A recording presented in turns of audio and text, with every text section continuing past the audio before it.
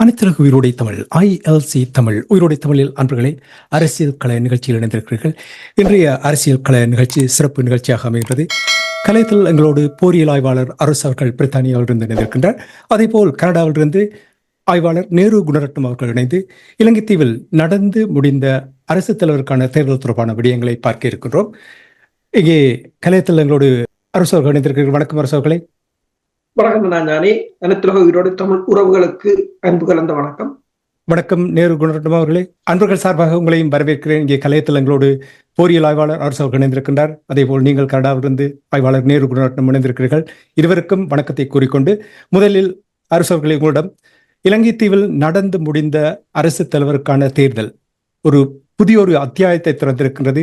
வரலாறு படைத்த ஒரு தேர்தல் முடிவாக பார்க்கப்படுகின்றது. அதை உள்வாங்கினீர்கள். என்ன உங்களுடைய கருத்தை கூறுங்கள். முதலில் உண்மையில் இருதரப்பிலும் ஒரு மாற்றத்தை நோக்கி பயணித்திருக்கிறார்கள். தமிழர் தரப்பையும் பார்க்கலாம், சிங்கள தரப்பையும் பார்க்கலாம். கிட்டத்தட்ட 4 லட்சம் வாக்குகளை கடந்த தேர்தலில் எடுத்த ஜேவிபி இந்த 56 லட்சம் வாக்குகளை ஒரே பாய்ச்சலில் பெற்றிருக்கிறது. சிங்கள மக்கள் ஒரு புதிய ஒரு மாற்றத்தை விரும்புகிறார்கள், அல்லது இளைஞர்கள் பெருமளவில் அந்த அரசியலுக்குள் வந்திருக்கிறார்கள். அதனைத்தான் அவர்கள் எதிர்கூறுகின்றனர். முதல் முறையாக நீங்கள் பார்க்கலாம், இதுவரை காலமும் இலங்கை படம் அரசு தலைவர் தேர்தலுக்கு பிற்பாடு போடப்பட்ட பின்னர் அதில் 2 நிறங்கள் தான் இருக்கும். ஆனால் இந்த முறை படத்தில் 3 நிறங்கள் இருக்கின்றன. ஒன்று 2 சிங்கள வேட்பாளர்களின் நிறம், மூன்றாவது நீங்கள் அதாவது தீபக பகுதியிலும் வடமராட்சி பகுதியையும் பார்த்தால் ஒரு பர்பிள் கலரில் ஒரு நிறம் இருக்கின்றது, தமிழரின் அடையாளம். ஒரு உண்மையில் ஒரு இழுபறி நிலையில் இருந்து இறுதி நேரத்தில் ஒரு சொற்ப காலம்தான் அவர்களுக்கு தங்கள் தேர்தல் அறிக்கையை எழுதவும் அதனை மக்களிடம் கொண்டு சேர்க்கவும் ஒரு சொற்ப காலம்தான் கிடைத்தது. ஆனால் அந்த காலத்துக்குள்ளேயும் ஒரு 2,26,000 வாக்குகளை பெற்றது என்பது மிகப்பெரிய ஒரு பாய்ச்சலாகத்தான் பார்க்கலாம். ஏனென்றால் கடந்த ஆண்டு 4 லட்சம் வாக்குகளை எடுத்த ஜேவிபி இப்போது 56 லட்சம் வாக்கை பெறும் என்றால், ஒரு சொற்ப காலத்தில் 2,60,000 26,000 வாக்குகளை பெற்றவர்கள் அடுத்தது 20 லட்சத்தை பெறுவது பெரிய காரியமாக இருக்காது என்ற ஒரு செய்தியை தெளிவாக கூறியிருக்கின்றது. அதில் நீங்கள் பார்த்தீங்கன்னு சொன்னால், டாக்டர் தேவானந்தாவின் தீபக பகுதியாக இருக்கலாம், அந்த பெருங்கோட்டைகள் எல்லாம் தகர்ந்திருக்கின்றன. மற்ற இடங்களில் இப்ப மானிப்பாய் தொகுதி அதுகளை பார்த்தீங்கன்னு சொன்னால் நெக் டு நெக் மேரி தான், இப்ப ஒரு கொஞ்ச இடைவெளியில் தான் இருக்கின்றது. இது இப்ப சிங்களவர்கள் சந்தித்த சவாலை விட தமிழர்களால் சந்தித்த சவால்கள் மிக ஏராளம். அதையெல்லாம் மீறி செய்தது என்பது மிகப்பெரிய ஒரு மாற்றம். இது 2 தரப்பிலும் ஏற்பட்ட ஒரு மாற்றத்தை தான் இதில் பார்க்கக்கூடியதாக இருக்கு. நிச்சயமாக நீங்கள் கூறுவது போல் 2 தரப்பும், தமிழ் தரப்பும் சிங்கள தரப்பினரும் ஒரு மாற்றம் வேண்டும் என்றுதான் இந்த தேர்தலில் தங்களுடைய வாக்குகளை பதிவு செய்தார்கள். அந்த மாற்றத்தை இலகுவாக அடையாளம் காணக்கூடியதாக இருக்கின்றது. நாங்கள் கொஞ்சம் விரிவாக பார்ப்போம். 2 தரப்பினருடைய நிலைப்பாடுகளையும் விரிவாக பார்ப்போம். நேரு குணரட்னம் அவர்களே, உங்களை வரவேற்றுக் கொண்டு நீங்கள் இந்த முடிவு தொடர்பாக உங்களுடைய உடனடி கருத்து. சரி, என்ன ஒரு நாள் முழுமையாக ஓடியதில் கொஞ்சம் களைப்பு தான். இல்லை, இந்த முடிவு இப்படித்தான் வரும் என்பது இதை ஆழமாக பார்த்தால் அது ஆரம்பத்திலிருந்தே புரியும். ஆனால் அது என்னென்னு சொன்னால், ஒரு இனம் இப்போ நாங்கள் ஒரு தனிப்பட்ட ரீதியில் விருப்பு வெறுப்புகளுடன் எதையும் அணுகக்கூடாது என்பது இனம் சார்ந்து செயற்படுபவர்களுக்கு ஒரு படிப்பினையாக நான் சொல்லிக்கொள்ளலாம். என்னென்னு சொன்னால், இப்போ எங்களுக்கு ஒரு விருப்பு இருக்கலாம், ஆனால் ஜதார்த்தம் ஒன்று இருக்கிறது. ஜதார்த்தத்தை முதல் நாங்கள் சரியாக புரிந்து கொள்ள வேண்டும். இலங்கை தீவில் இந்த முறை 50% யாரும் எட்ட முடியாது என்பது ஆரம்பம் முதலே தெரிந்த விடையாது. அது அட்டப்படவில்லை என்றால் அடுத்து என்ன இருக்கிறது என்று. அடுத்தது சிங்கள மக்கள் ஒரு மாற்றத்தை எதிர்பார்த்தார்கள். என்றால் அவர் குறிப்பாக இந்த பொருளாதார பிரச்சனை ஒரு விடயத்தை தெளிவாக சொல்லியிருந்தது. அதனால் பாதிக்கப்பட்ட மக்கள் ஒரு மாற்றத்தை நோக்கி பயணித்தார். அந்த மாற்றத்துக்கான தெரிவு அனுராவா என்பது இரண்டாவது கேள்வி. ஆனால் இருந்ததில் தான் தெரிவு அவர்களுக்கு இருந்தது. ஏன்னா இந்த மூவரும் சிங்கள தேசத்தினுடைய 3 போட்டியாளர்களும் அரசியலுக்கு புதியவர்கள் அல்ல. இதே பாராளுமன்றத்தில் குறைந்த காலம் இருந்தவர் அனுரா என்று எடுத்துக்கொண்டாலும், ஆனால் அனுராவும் 24 வருடங்களாக இந்த பாராளுமன்றத்தில் இருக்கிறார். ஆகவே ஒரு மாற்றத்துக்கான வாய்ப்புகள் ஒருவருக்கும் கிடைக்காமல் இந்த மாற்றத்துக்கு வந்தவர்கள் அல்ல. ஆனால் இருந்ததில் தெரிவாக ஆட்சிக்கட்டில் எந்த ஒரு வகைவாதத்தையும் கொண்டிருக்காதவர் என்ற ரீதியில் இவருக்கு வேன் கொடுத்து பார்க்கலாமே என்கின்ற ஒரு தெரிவுக்கு அனுராவுடைய தெரிவுதான் அவர்களுக்கு வாய்ப்பாக இருந்த ஒன்று. இரண்டாவது விடயம், இதில் தமிழர்களுக்கு 2 செய்திகள் இருக்கிறது. தமிழர்களிடம் ஒரு கருத்தியல் தொடர்ந்து விதைக்கப்படுகிறது. இன்னும் அதை ஏற்றுக்கொள்கின்ற தமிழர்கள் நிறைய பேர் இருக்கிறார்கள். குறிப்பாக இதை சிந்திக்கக்கூடிய அறிவார்ந்தவர்கள் கூட. இலங்கை தீவில் இருக்கக்கூடிய ஆட்சி கட்டமைப்பினுடைய தெரிவில் தமிழ் முஸ்லிம் வாக்குகளை கடந்து ஒரு ஜனாதிபதி தெரிவு செய்ய முடியும் என்பதை 2ஆம் தரம் இந்த தேர்தல் நிரூபித்திருக்கிறது. இந்த புரிதல் இன்னும் நம்மளுக்கு வரவில்லை. ஒன்று, இலங்கை தீவில் தமிழ் முஸ்லிம் வாக்கள் தான் தீர்மானிக்கின்ற சக்தி என்று இன்றும் நம்புகின்ற தமிழர்கள் பெரும்பான்மையானவர் இருக்கிறார்கள். இல்லை, நான் பலமுறை விளங்கப்படுத்தினான். அதை விளங்குவது கஷ்டமாக இருந்தாலும் 80% சிங்கள மக்கள் வாக்களிக்கின்ற ஒரு தேர்தலில் சிங்கள வாக்கள் 80% வாக்களிக்கப்படுகின்ற பொழுது அதில் 60% வாக்கை ஒரு போட்டியாளர், சிங்கள போட்டியாளர் பெறுவாராக இருந்தால் அவர் தமிழ் முஸ்லிம் வாக்களை கடந்து வெற்றி பெற முடியும். அதை கடந்த முறை கோத்தாவினுடைய தேர்தல் நிரூபித்தது. இந்த முறை ஒன்று இருந்தது. முதல் 50% வாக்கை ஒருவர் பெறாத சூழல் அவர் 40% மேலே பெறுவாராக இருந்தார். அதாவது சிங்கள மக்களுடைய வாக்களில் 50% இப்ப பெற்றாக்கான 50% சிங்கள மக்களுடைய வாக்கை பெற்று அவர் 40% எட்டிவிட்டார் என்றாலே அவர் இலகுவாக வெற்றியை பெற முடியும். இன்னொன்று இருக்கிறது. இப்ப இந்த முறை பார்த்தீங்கன்னு சொன்னால் கடைசி வாரங்களை வடிவாக பார்த்தீங்கன்னா தெரியும். கடைசி வாரம் முழுமையாக தமிழ் பகுதிகளில் முகாமிட்டிருந்தார்கள் சஜித்தும் ரணிலும். அனுரா வரவே இல்லை. அவர் தமிழ் வாக்குகள் பெரிதாக தனக்கு முஸ்லிம் வாக்குகள் விழும் என்று எதிர்பார்க்கவும் இல்லை. அதே போன்று அவருக்கு விழவும் இல்லை. ஆனால் யாழ்ப்பாணத்தில் 1300 வாக்குகள் தான் அவருக்கு கடந்த தேர்தலில் விழுந்தது. 2009ஆம் ஆண்டு அவர் பெற்றது 1300 வாக்குகள் தான் யாழ் மாவட்டத்திலே. இந்த முறை அவர் போஸ்டல் ஓட்லேயே 1300 பெற்றுவிட்டார். இந்த முறை கடைசியாக 27,000 வாக்குகள் யாழ் மாவட்டத்தில் அவருக்கு விழுந்திருக்கிறது. அப்படி என்று பார்த்தால் கடந்த முறையிலும் பார்க்க 20% வாக்குகளை பெறுவது. எனக்கு சிலர் கடைசி 2 நாட்களுக்கு கூட சொல்லிக் கொண்டதால் இந்த அனுரா இப்படித்தான் நாட்களை கூட்டுவான், ஆனால் இந்த வெற்றியே சாத்தியமில்லை, அதனால் நடக்காது. பாருங்கள், தேர்தல் நாளில் நடக்கும் என்று எனக்கு 2 நாளைக்கு மூலம் ஒரு ஊடகவியலாளர் என்னோட சண்டை போட்டு இருக்கிறார். நான் என்ன இது என்னுடைய விருப்பாக இருக்கலாம், ஆனால் அது சாத்தியமில்லை என்பது நீங்கள் கள நிலம் உங்களுக்கு புரியவில்லை. நீங்கள் நான் மண்ணில் வாழ்பவர்கள் இருந்து கொண்டுமே இந்த களத்தை சரியாக புரிந்து கொள்வீர்கள். ஏன்னு சொன்னால் அனுரா குறைந்தபட்சம் ஒரு வெற்றியை அடைவதாக இருந்தால் 10 மடங்கு அவர் 50 லட்சத்தை கடக்க வேண்டும். 50 லட்சத்தை வாக்களை கடக்காமல் ஒரு வெற்றி பெற முடியாது. அப்படி என்று சொன்னால் அவர் போன முறை பெற்றது 4,50,000 வாக்குகள் மொத்தமாக. இந்த முறை அவர் 10 மடங்கு வளர வேண்டும். ஆனால் யாழ் மாவட்டத்தில் அது 20 மடங்கு வளர்ச்சியை காட்டியது. ஏன்னால் 1300 27,000. ஆனால் அவர் பெரிதாக வரவும் இல்லை கடைசி வாரத்தில். ஏனென்றால் அவர் ஒன்றில் தெளிவாக இருந்தார்கள். சிங்கள வாக்குகளில் 50% கடக்க வேண்டும் என்பதில் தெளிவாக இருந்து வேலை செய்து கொண்டிருந்தார்கள்.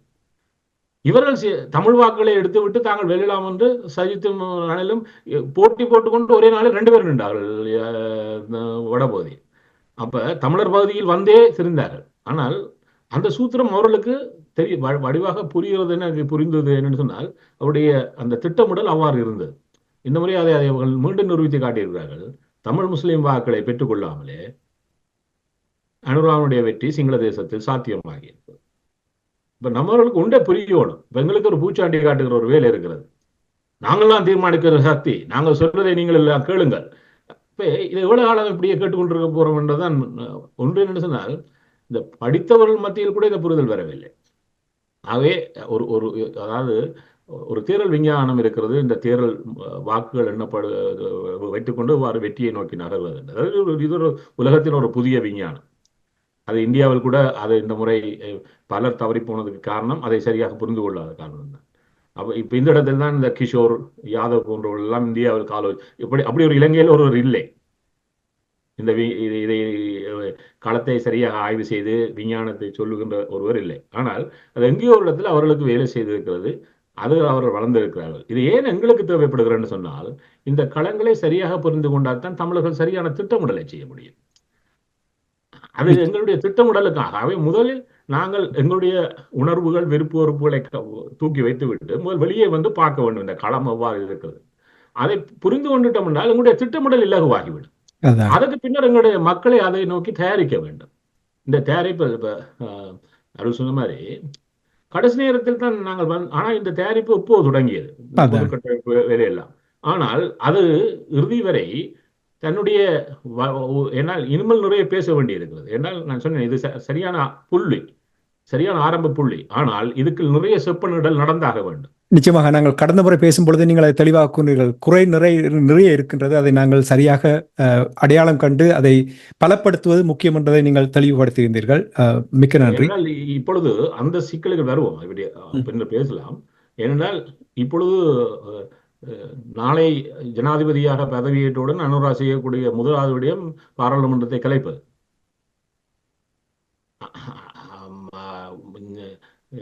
நவம்பர் மாதம் முதல் பகுதியில் பாராளுமன்றத்திற்கான தேர்தல். இப்பொழுது பார்த்தீங்கன்னு சொன்னால் இதில் பல மைனஸ்களும் இருந்தது இந்த கட்டமைப்பினுடைய செயற்பாட்டு. அது இப்பொழுது ஒரு வீரியத்துக்கு வரும். என்னத்துக்குன்னு சொன்னால் இந்த பாராளுமன்ற தேர்தலில் தமிழர்கள் மீண்டும் அடித்துக் கொள்ள போகிறார்கள். இந்த சிதைவென்றது இப்ப நான் இந்த தேர்தலில் இன்னொன்றை பார்க்கிறேன். எங்களுக்கு நாங்கள் பல விடயத்தை வெளிப்படையாக எங்களுடைய மக்கள் பேசியாக வேண்டிய ஒரு தேவை இருக்கிறேன்னு சொன்னால், யாழ் மாவட்டம் தான் இலங்கையில் இந்த தேர்தலினுடைய முடிவில் பார்த்தீங்கன்னு சொன்னால் 2.2% தான் நிராகரிக்கப்பட்ட வாக்கு. 3,300,000 வாக்குகள் நிராகரிக்கப்பட்டது இலங்கை முழுமையாக. ஆனால் யாழ்ப்பாணத்தில் நிராகரிக்கப்பட்ட வாக்குகள் 25,000 வாக்கு ஒரு மாவட்டத்தில் மாத்திரம். கிட்டத்தட்ட 6.5% வாக்குகள் யாழ் மாவட்டத்தில் மாத்திரம் நிராகரிக்கப்பட்டது. அப்ப நாங்கள் படித்தவருடைய மாவட்டம் என்று நெடுகளும் சொல்லிக் கொண்டிருக்கிறோம். கடந்த முறை பார்த்தீங்கன்னு சொன்னால் இலங்கையினுடைய முழுமையாக நிராகரிக்கப்பட்ட வாக்குகள் 8.8% வைப்பவே. ஆனா யாழ் மாவட்டத்தில் நிராகரிக்கப்பட்ட 2.2%.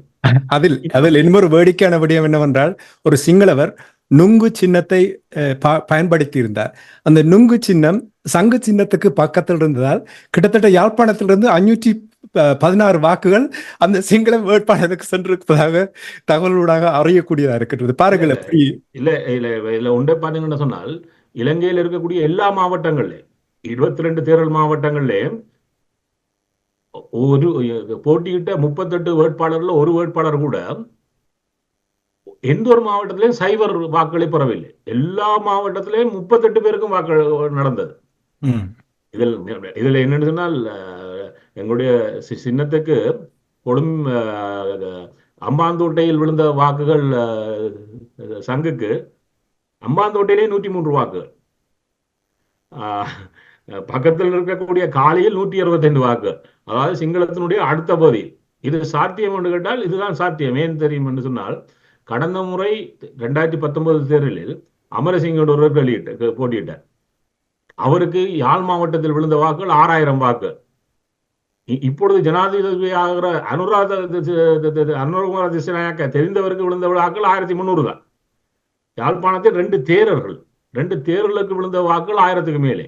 ஒருவருக்கு 1000, ஒருவருக்கு 1,300.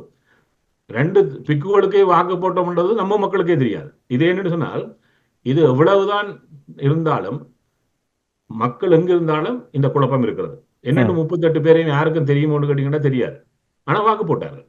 சில வேளை நான் என்னுடைய வீட்டு நாயை கூட பதிய அனுமதித்தார்ன்றா அதுக்கும் வாக்கு போடுவார்கள். அவ்வாறு ஒரு சிறிய தொகுதி மக்கள் இருக்கவே செய்கிறார்கள். கம்பஹாவில் பார்த்தீங்கன்னு சொன்னால் சங்குக்கு கம்பஹாவில் கொழும்பில் தமிழர்கள் சொன்னாங்க. கம்பஹாவிலே 731 வாக்குகள் சங்குக்கு விழுந்திருக்கிறது. ஏன்னு சொன்னால் அவை பொறுமையாக நாங்கள் தமிழ் மாவட்டங்களில் மாத்திரம் சங்கைக்கு வாக்கு விடவில்லை. இலங்கையில் இருக்கக்கூடிய 22 மாவட்டங்களிலேயும் விழுந்தது. அவை இதெல்லாம் என்னதுன்னு சொன்னால் இதை திட்டமிடுபவர்களுக்கு தெரிய வேண்டும். மக்களுக்கு தெரிந்து கடந்து இப்ப இதை எவ்வாறு நாங்கள் எடுத்து செல்வது, இதை எவ்வாறு சொல்வது. இப்ப நாமல் ராஜபக்சலே 2 ராஜபக்ச போட்டிட்டாரு. ஒரு நாமல் ராஜபக்ச போன முறையும் போட்டிட்டார். அவர் புதிதாக இது கொண்டு வரப்படவில்லை. அவை இது எல்லாம் ஒரு விடயத்தை சொல்லி நிற்கிறேன்னு சொன்னா, இந்த தேர்தலில் கற்றுக்கொள்வதற்கும் இந்த கற்றுக்கொள்வதற்ற பாடங்களினூடாக அடுத்த முறை திட்டமிடலை நாங்கள் எவ்வளவு நேர்த்தியாக செய்வது என்பது.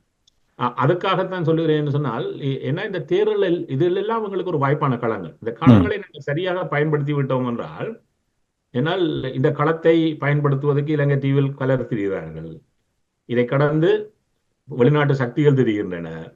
இவை எல்லாத்தையும் வைத்துக்கொண்டு இப்பொழுது இது என்ன நடைபெறும், அடுத்தது என்ன நடைபெறும், இதற்கான திட்டமிடல் பாருங்கள். இப்பொழுது நாங்கள் இந்த ஜனாதிபதி தேர்தல் வரப்போகிறோம் என்று இப்போ தெரியும்.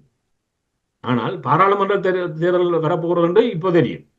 ஆனால் அப்ப இன்னும் எங்களுடைய நிலைமை எவ்வாறு இருக்க போகின்றது அதுக்கான ஒரு விடயம். ஏனால் நாங்கள் தயாரிப்பு நிலையில் ஒரு இனமாக இல்லை என்று சொன்னால், ஒரு தேவையுள்ள இனம் எவ்வளவு தயாரிப்புடன் இருக்க வேண்டும். ஆனால் ஒரு விடயம் இந்த பொது கட்டமைப்பினூடாக உருவானது என்று சொன்னால், ஆரம்பத்தில் இருந்தவர்களை கடந்து பலர் இதை காவிக்கொண்டு செல்ல வேண்டும் என்று இணைவில் இருக்கிறார்கள். இவர்களை வைத்துக்கொண்டு இதை, ஆனால் அதற்கான நேரம் கிடையாது. பாராளுமன்ற தேர்தலுக்கு அது சவாலை நிறைய கூட்டும். ஆனால் அதையும் கடந்து இது நகர வேண்டும் என்ற ஒரு விடயமும் தேர்தலினூடாக நாங்கள் கற்றுக்கொள்ள வேண்டிய ஒரு பாடம். என்றால் யாழ்ப்பாணத்தில் சங்குக்கு விழுந்த வாக்கு வீதம் வன்னியை கடந்து செல்கின்ற பொழுது அது பாதிப்புக்குள்ளாகிவிட்டது. இப்ப இந்த இடங்களை எல்லாம் எவ்வாறு கட்டியெழுப்பது? இப்ப அருள் சொன்ன மாதிரி இதில் ஊர்வாகத்துறையிலேயே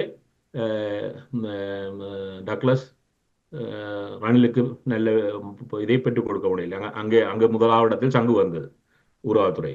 அதே போன்று சுமந்தனுடைய 2 தொகுதிகள் இருக்கிறது. அவருடைய கண்காணிப்பில் இருக்கக்கூடிய தொகுதி அவருடைய தொகுதி என்று சொல்லக்கூடிய உடுப்பட்டியும் பருத்துறை, அம்மாவும் அப்பா. ஆனால் இந்த உடுப்பட்டி பருத்துறையில் அவர் முதலிடத்தை பெற முடியவில்லை. 2 இடத்திலும் சங்குதான் முதலிடத்துக்கு வந்தது. ஆனால் இது முதல் தடவை நடைபெறுகின்ற விடயம் அல்ல. கடந்த பாராளுமன்ற தேர்தலில், இறுதியான 2020 பாராளுமன்ற தேர்தலில் உடுப்பட்டி தொகுதியில் கூட்டமைப்பு 3ஆம் இடத்தில் வந்தது, அங்கஜனுக்கு கீழே. பருத்துறை தொகுதியில் கூட அவர் முதலிடத்தை பெறவில்லை. அவர் தன்னுடைய தொகுதியிலேயே பொருட்படுத்த தொகுதியிலேயே அல்லது அவருடைய தொகுதியிலேயே கூட்டமைப்பை என்னுடைய வெற்றியை துளைத்தவர். ஆனால் நாங்கள் அதை சுட்டி காட்டவில்லை. ஆனால் அவர் சவால் விடுவார். நான் என்ன தன்னுடைய தொகுதியை காப்பாற்ற முடியவர் ஏனைய தொகுதிகளில் இருந்து சவால் விடுகின்ற பொழுது இவரிடம் நாங்கள் கேட்க தவறுகிறோம் அதை வெற்றியெல்லாம். இப்ப இதில் இருக்கக்கூடிய செய்தி என்னன்னு சொன்னால், டக்ளஸ் தன்னுடைய தொகுதியில் தோற்று போனார் என்பதும், சுமந்திரன் தன்னுடைய தொகுதியிலே மீண்டும் இழந்தார் என்பதெல்லாம் செய்திகள். ஆனால் இவையெல்லாம் இந்த காலங்களில் சொல்லப்பட வேண்டிய செயலாக சொல்லிக்கொள்ளலாம். நிச்சயமாக நாங்கள் விரிவாக பார்ப்போம். அரசர்கள் உங்களிடம் வருகின்றேன். தமிழ் பொது வேட்பாளர் நாங்கள் அனுரகுமார திசாநாயக்கா தொடர்பாக, ரணில் விக்ரமசிங்கா தொடர்பாக, சஜித் பிரேமதாச தொடர்பாக நாங்கள் இன்னும் சில நிமிடங்களில் பார்ப்போம். அதற்கு முன்னதாக பொது வேட்பாளர் நிறுத்தியது திட்டமில்லாமல் நிறுத்தியது, இது ஒரு பின்னடைவை ஏற்படுத்தி இருக்கிறது என்று சிலர் கூறுகிறார்கள். நீங்கள் எவ்வாறு பார்க்கிறீர்கள்? இந்த பொது வேட்பாளரை நிறுத்தியதில் ஏதாவது தவறு இருக்கிறதா? தவறு இல்லை. அது எனது பார்வையில், தனிப்பட்ட பார்வையில் மாபெரும் வெற்றியை நாங்கள் கண்டிருக்கின்றோம். ஏனென்றால் அதைத்தான் நான் கூறினேன். அந்த ஒரு தமிழனாக அந்த வரைபடத்தை பார்க்கும் போது தமிழன்ற கலரும் இப்போது அரசு தலைவர் தேர்தலில் எங்கட கலரும் அதுல இருக்கிறது. அது சிங்கள பேப்பர் தான் அதை போடுகிறது. அது ஊதா கலரில் இருக்கின்றது. இதற்கு முதல் 2 சிங்கள கட்சிகள கலர் தான் இருக்கு. தமிழர் பிரதேசத்திலும் அதுதான் இருக்கும், சிங்கள பிரதேசத்திலும் அதுதான் இருக்கு. இப்ப இல்லை, இங்க இன்னொன்று இருக்கிறது. தமிழ் தேசம் ஒன்றொன்று உருவாகிறது என்றது. அதிலும் தேசிய தலைவர் அந்த வடமராட்சி பிரதேசத்தில் அந்த கலர் ஒலிக்கிறது உண்மையில் மிக மிக மிக ஒரு முக்கியமானது. என்றால் ஏவிபியை நீங்க பாருங்கள். இப்ப நேரு குணரத்னம் அவர்கள் கூறினது போல 10 மடங்கு வளர்ந்திருக்கிறார்கள். 4 லட்சத்திலிருந்து இப்ப கடைசியா வந்த தகவல்படி 57 லட்சம், 56 லட்சம் என்றால் 10 மடங்குக்கும் கூட வளர்ந்திருக்கிறார்கள். அப்ப அவர்கள் வளர்ந்தது எவ்வளவு நாளுக்கு? 5 வருஷத்துக்கு. நாங்கள் 0வில் இருந்து 2 மாதத்துக்குள் 2,26,000 வாக்குகள் 0வில் இருந்து. என்றால் இதற்கு முன்னர் வரலாற்றில் அந்த இப்ப ஐக்கிய நாடுகள் சபையில் கூட பிரித்தானியாவை சேர்ந்தவர் பேசும்போது கூறியிருந்தார் ஒன்றை, என்னென்றால் வரலாற்றில் தமிழர் ஒரு பொதுவா வேட்பாளரை நிறுத்தி இருக்கிறார்கள் இலங்கை வரலாற்றில். அப்ப அது அடுத்த முறை இனி வரும் காலங்களில் அது நிச்சயமாக தொடரப்போகின்றது அல்லது பலமாக போகின்றது. நாங்களும் இதை இன்னும் ஒரு 5 வருடத்தில் 10 மடங்குல 15 மடங்கு வீரியத்துடன் வளர்க்கலாம். இது ஒரு குறியீடு தான். இந்த சங்கு எங்களுக்கான ஒரு குறியீடு. அது சங்கு அந்த உண்மையில் மிக மிக பலமான கோட்டைகளை உடைச்சிருக்கு. மற்ற இடங்களில் எல்லாம் ஏன் வீழ்ந்தது என்றால் அதை வீழ்த்தியது சிங்களவர்கள். நீங்கள் வடிவாக யோசிச்சுக்கொள்ளும். சங்கை வீழ்த்தியது சிங்களவர்கள் இல்லை, சங்கை வீழ்த்தியது எங்கள் ஆக்கள். ஏன் அப்படி கூறுகிறீர்கள்?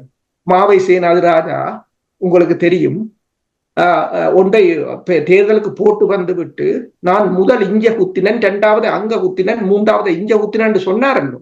அது ஏன் சொன்னார் தெரியுமா? சனத்தை அப்படி போட பண்றதுக்கு. ஏனென்றால் சண்டே டைம்ஸ் ஆய்வறிக்கையின் படி முதலில் டல்லாக இருந்த வாக்குப்பதிவு 4 மணிக்கு பிறகுதான் உச்சம் பெற்றதன். இவர் வேலைக்கே போய் போட்டு விட்டு மறைமுகமாக மீண்டும் முதுகில் குத்தினர். இப்படி ஏராளமான குத்தல்கள். இப்ப நீங்கள் பாத்தீங்கன்னு சொன்னால் மன்னர் மொபனியா ஆருடையது, ஸ்ரீதரன் என்று சொன்னாலும் சார்ஸ் என்று சொன்னாலும் நீங்கள் பிரதேசமாக இருந்தால் நீங்கள் என்ன சொன்ன, நீங்கள் பொது வேட்பாளரை ஆதரிக்கிறோம் என்று சொல்லிவிட்டு நீங்கள் அதற்குரிய வேலையை செய்யவில்லை என்பதுதான் உங்கள் இடத்தில் இடம்பெற்ற தோல்விக்கான அர்த்தம். எத்தனை பேர் இறங்கி வேலை செய்தீர்கள்? ஒரு சிங்களவனுக்கு வாக்களித்து விட்டு என்ன நிம்மதியாக இருக்கலாம். நீங்கள் தேசியத்தை நாளைக்கு பேசலாம், தேசியத்தை கதைக்கலாம். இப்போ இது இப்ப எங்களை பொறுத்தவரையில், தமிழ் மக்களை பொறுத்தவரையில் நான் கூறுவேன், ஏனென்றால் இதற்கு முதல் அந்த ஐடியாலஜியே இல்லை. அதை உருவாக்கி அதில் தீவிரமாக ஒரு பணியாற்றி அதற்கு உண்மையில் நிதி வளம் கூட இல்லை. அப்ப எல்லா கட்சிகளுக்கும் பெருமளவான நிதி, உங்களுக்கு தெரியும், தேர்தல் திரைக்களம் என்று சொன்னால் தேர்தலுக்கு எவ்வளவு நிதி. இப்ப அமெரிக்கான தேர்தலை இப்ப கூட பாருங்கள், இலோன் மஸ்க் கூட ட்ரம்புக்கு ஃபண்ட் பண்ணி கொண்டு இருக்கிறார். ஆனால் அவ்வாறு ஒரு நிதி வளத்துடன் முள் பலத்துடன் நாங்கள் இயங்கி இருப்போமாக இருந்தால் இன்றைக்கு இன்னும் ஒரு மிகப்பெரிய ஒரு பாய்ச்சலை கண்டிருக்க. இந்த தேர்தலை தமிழ் வேட்பாளரை பொறுத்தவரையில் இந்த மற்றவர்கள் கூறுவது போல தமிழ் இப்ப என்னென்றால் சில பிரச்சாரங்கள் என்றால் இந்தியாவின் கைக்கூலி என்றெல்லாம் சும்மா வாய்க்கு வந்தபடியெல்லாம். ஆனால் என்னென்றால் அவர்களை பார்த்தால் பரிதாபமாகத்தான் இருக்கிறது. இல்ல, அன்று கூட சிலர் கூறினதை கேட்டேன், இது பொது வேட்பாளர் நிறுத்துவது இந்தியாவினுடைய திட்டமாக இருக்கின்றது என்று கூறியிருந்தார்கள். அப்பொழுது எனக்கு சிரிப்பா இருந்து எங்கிருந்து தகவல்களை எடுக்கிறார்கள் என்று எனக்கு புரிந்து கொள்ள முடியாமல் இருக்கின்றது. இப்ப நீங்கள் கூறுகின்ற இந்த விடயத்தை வைத்து பார்க்கும் பொழுது என்னை பொறுத்த மட்டில் 2009ஆம் ஆண்டுக்கு பின்னர் ஒரு ஆக்கப்பூர்வமாக தமிழ் மக்கள் பங்காளர்களாக நாங்களும் ஒரு விடயத்தில் ஈடுபட்டிருக்கின்றோம் என்று காட்டுகின்ற முதல் ஒரே ஒரு விடயமாக நான் பார்க்கின்றது இந்த பொது வேட்பாளர். இதுவரையில் ஏனைய எல்லாவற்றிலும் தமிழ் மக்களை பொறுத்தமட்டில் தமிழ் பிரதிநிதிகள் எல்லாருமே பார்வையாளர்களாகத்தான் இருந்தார்கள், யாருமே பங்காளிகளாக இருக்கவில்லை. இப்ப இந்த நேரத்தில் இப்ப கிடைத்திருக்கின்ற இந்த 2 லட்சத்து வாக்கிலிருந்து கட்டி எழுப்பலாம் என்று நீங்கள் நம்புகிறீர்களா? ஏனென்று சொன்னால் இப்ப நேரு அவர்கள் கூறினது போல சிங்களவர் வாக்கில வெற்றக்கூடிய சந்தர்ப்பங்கள் இருக்கு. அதை கோட்டை விட்டது சஜித் பிரேமதாசாவும் ரணில் விக்ரமசிங்கா. அனுரகுமார திசாநாயக்கா தெளிவாக பிடித்துக் கொண்டு சரி. அப்ப இனி வரும் காலங்களில் சிங்களவர் தமிழரிடம் பெற போறதில்லை என்று அவங்க அங்கே நிக்க போறாங்க. தமிழரும் சிங்களவருக்கு தேவையில்லை, அதுதான் எங்களுக்கும் தேவை. நீங்கள் இப்படி பேசும்பொழுது ஒரு சிலர் கூறுகிறார்கள், நாங்கள் இனவாதம் தூண்டுகின்றோம், சிங்களவர்கள் இனவாதம் தூண்டவில்லை, நாங்கள் தான் இனவாதம் தூண்டுகிறோம் என்று சிலர் கூறுகிறார்கள். இதுக்கு என்ன கூறுவீர்கள்? இனவாதம் இல்ல, நான் ஒரு மேடையில் பேசும்போது கேட்டேன், நீங்கள் எல்லாரும் சந்திர மண்டலத்திலிருந்து குதிச்சீங்களோ? இதுவரையில் இனவாதம், இனப்பிரச்சனை, இன அழிப்பென்றெல்லாம் இனவாதம் இல்லாமல் என்னென்று இன அழிப்பு பேசலாம்? அப்ப இனவாதத்தை இல்லை என்று பேசுறவர்கள் எல்லோரும் கூட்டாக சென்று ஐக்கிய நாடுகள் சபையின் மனித உரிமைகள் ஆணைக்குழுவில் ஒரு கட்டிடத்தை எழுதி இலங்கையில் இன அழிப்பு இடம்பெறவில்லை ஐயா, நாங்கள் எல்லோரும் ஒன்றாக இருந்த நாங்களே எங்களை படுகொலை செய்தோம், சிங்களவர் கொல்லவில்லை என்று எழுதி கொடுத்து வாங்கி கொண்டு வாங்க. வாங்கி கொண்டு வாங்க. இப்ப சிங்களவன் என்ன செய்யறான் என்று சொன்னால், இனவாதம் இனப்பிரச்சனை இல்லையென்று இப்ப சொல்ல வாரான். ஆனா அவன் மறைமுகமாக இன அழிப்பை செய்து இன பிரச்சனை இல்லை என்றான் என்ற இனப்பிரச்சனை இருந்தால்தான் இனப்பிரச்சனைக்கான தீர்வை வைக்க வேண்டும். இப்ப எங்களை ஒரு சமூகமாக மாற்றான். ஒரு இனம் இல்லை, ஒரு சமூகமாக. அதாவது சிங்களவன் நிகழ்ச்சி நிரலுக்கு நீங்களும் ஒத்து போறதாத்தான் இருக்கு. நாங்கள் உரத்து கூற வேண்டும், இல்லை இனவாதம் இருக்கின்றது, இன பிரச்சனை இருக்கின்றது, இன முரண்பாடுகள் இருக்கின்றது, நாங்கள் வேறு இனம், அவர்கள் வேறு இனம், நாங்கள் வேறு நாடு, எனவேதான் எங்களுக்கு அரசியல் தீர்வு தேவை. இப்ப இனவாதம் இல்ல பேசுறோம்னு சொல்லி போட்டு என்ன இனப்பிரச்சனைக்கான தீர்வை கேட்பீங்க? எனக்கு அல்லது பரவலக்கத்தை சொல்லுங்க. இனவாதம் என்றால் என்ன, இனப்பிரச்சனை என்ன இனவாதம் இல்லாட்டி இனப்பிரச்சனை இல்லை தானே? இன முரண்பாடுகள் தான் என்று சொல்ல, இன முரண்பாடு அதைத்தானே சொல்ல. இப்ப அமெரிக்கா இல்ல, இந்த மேற்குலக நாடுகளே சொல்லுது இனப்பிரச்சனை இருக்குண்டு. இந்தியாவில இனவாதம் என்று சொன்னால் அது நானும் பார்த்தேன். அதாவது தமிழ் வேட்பாளர் மேட பேச்சுல 85% இனவாதம் பேசப்பட்டான். சிங்களவர்கள் 15%, 10%. அவன் பிரச்சாரத்துக்கு அப்படித்தான் செய்வான். ஏன்னா அவன் தமிழர் வாக்க அவனுக்கு தேவை. இப்ப எங்களுக்கு சிங்களவர்கிட்ட வாக்கு தேவையோ இல்லத்தான். என்றபடியே நாங்கள் இனவாதத்தை நாங்கள் எங்களுக்குள்ள இன பிரச்சனையை பேசுறோம். ஏன்னா நாங்கள் சிங்களவன் ஒத்து போய் சிங்களவன் வாக்க வாங்கணும் தான் நாங்களும் உங்களோட சேர்ந்து வாழ்றோம் என்று சொல்லி அவங்களை ஏமாத்த போவோம். ஆனா சிங்களவன் அப்படி ஏமாற போறது இல்லை சொல்றோம். நன்றி அரசுகளே.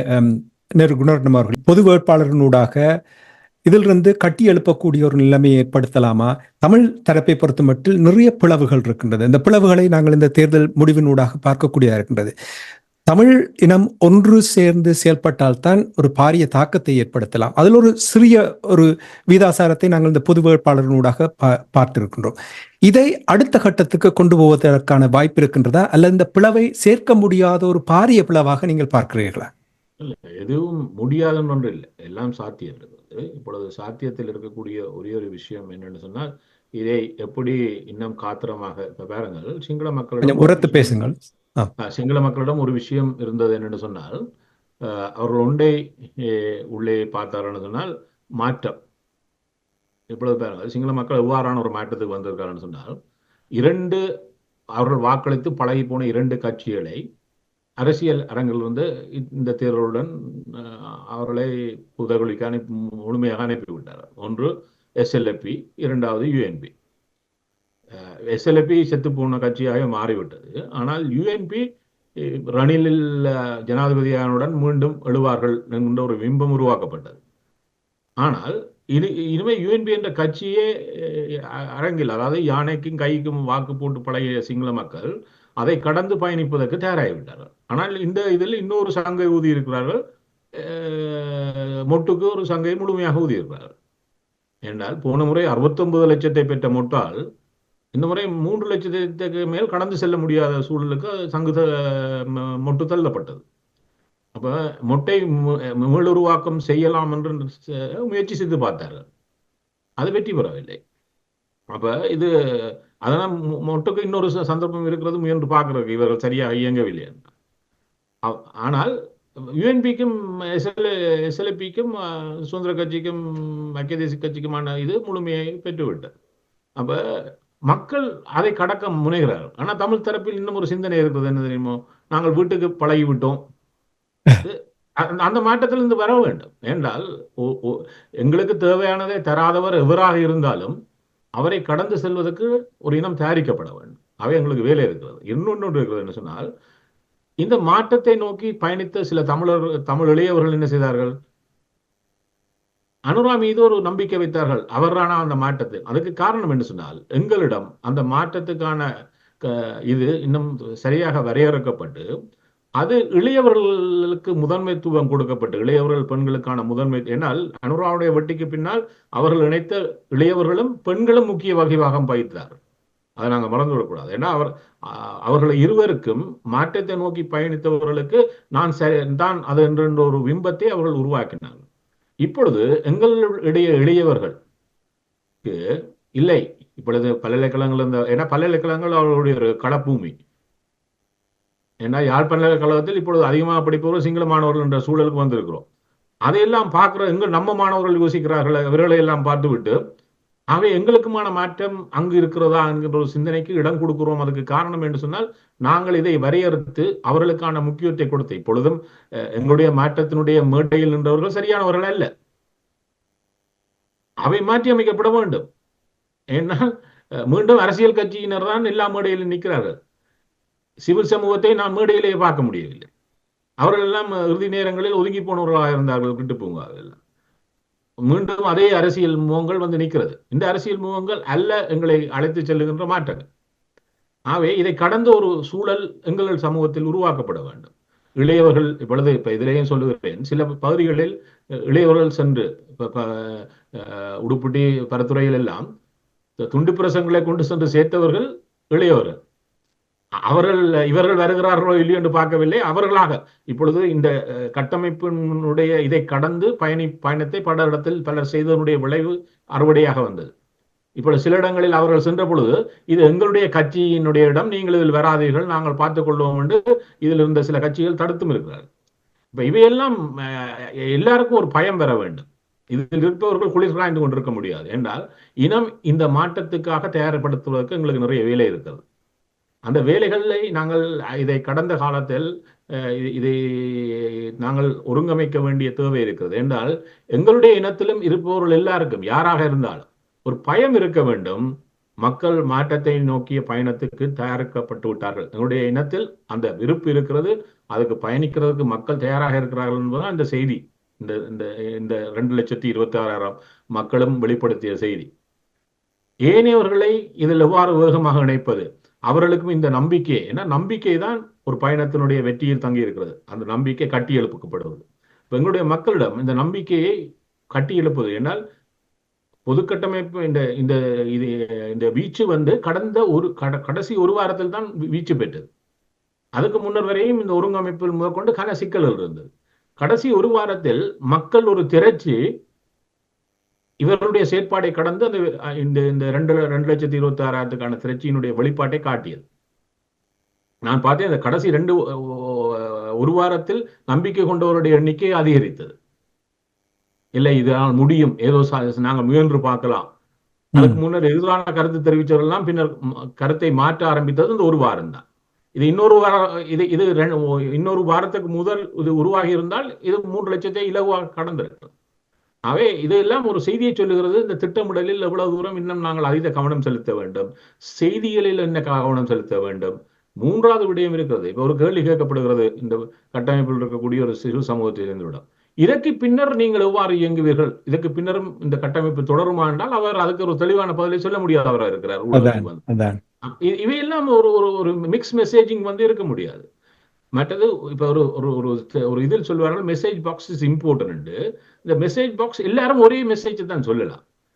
ஒருவர் ஒரு மெசேஜ் பாக்ஸ், இன்னொரு மெசேஜ் பாக்ஸ் எல்லாம் இப்ப இதில் குறைகளை அடையாளம் காணக்கூடியதாக இருந்தது. இந்த குறைகளை ஒரேடியாக தீர்த்து விட முடியாவிட்டாலும் இதுவரை வந்திருக்கக்கூடிய நிலையிலிருந்து பல மாற்றங்களை, இப்பொழுது அதுக்கு ஒரு சவாலாக வரப்போதுதான் இந்த பாராளுமன்ற தேர்தல். இந்த பாராளுமன்ற தேர்தலில் பொது கட்டமைப்புக்கு அது என்ன, இதில் ஒருவருடைய தெரிவினூடாக பயணித்து விடலாம். ஆனா பாராளுமன்ற தேர்தல் அவ்வாறானது அல்ல. அது பல சிக்கல்களுடைய ஒரு கூட்டு கலவை.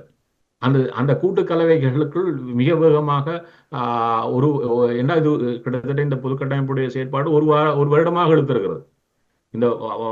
அது அவ்வளவு சவாலை எதிர்கொண்டுதான் அந்த இடத்துக்கு வந்து சேர்ந்தது. ஆனால் இவ்வளவு தூரம் வந்தது என்பதே ஒரு மகிழ்ச்சியான விடயம் என்று சொன்னால் நாங்கள் இந்த சவால்களை கடந்து நகர்ந்திருக்கிறோம் என்பது. இப்பொழுது அந்த நகர்வை வலுப்படுத்த வேண்டிய தேவைகள் வருகிறது. இந்த வரம்பை பல இடங்களில் நாங்கள் கட்டியெழுப்ப வேண்டியிருக்கு. இந்த வரம்பு சரியாக கட்டியெழுப்பப்படுமாக இருந்தால் இது சார்ந்த அறுவடை வந்து சேரும்.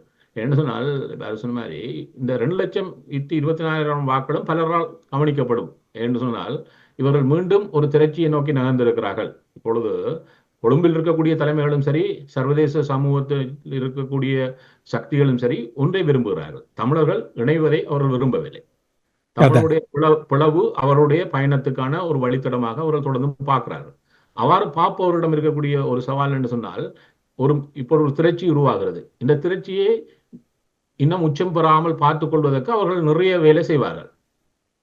அது இதனுடைய நகர்வுக்கான சவாலை இன்னும் கூட்டும். கூட்டுகின்ற பொழுது இன்னும் வலுவுடன் நகர வேண்டிய ஒரு தேவையும் இதுவும் இருக்கிறது. உள்ளிருந்தே குடிப்பொருள் எல்லாம் நடக்கும். இவற்றையெல்லாம் எதிர்பார்த்து இது எல்லாம் என்ன நடக்கும் என்பதை எதிர்பார்த்து திட்டமிடல் தான். அதே நேரம் இதில் 2 பகுதியினர் இன்னும் எட்டவே நிற்கிறார்கள். ஒன்று இளையவர்கள், இரண்டாவது பெண்கள். இந்த என்றால் பொழுது இலங்கை தென்னாசியாவிலேயே பெண்கள் அதிகம் வாழுகின்ற 2வது நாடு இலங்கை. நேபாளில் 54% பெண்கள் என்று சொன்னால் இலங்கையில் 52% பெண்கள். இந்த 52%லையும் பார்த்தீங்கன்னு சொன்னால் பல்கலைக்கழகங்களுக்கு செல்கின்ற மொத்தமான மாணவர்களில் 67% பெண்கள்.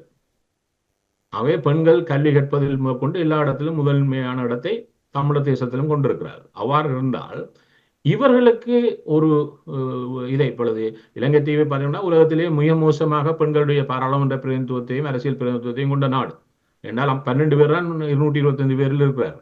ஆனால் இந்த 12 பேரும் சிங்களவர்களுடைய தமிழர்களும் முஸ்லீம்களோ கிடையாது.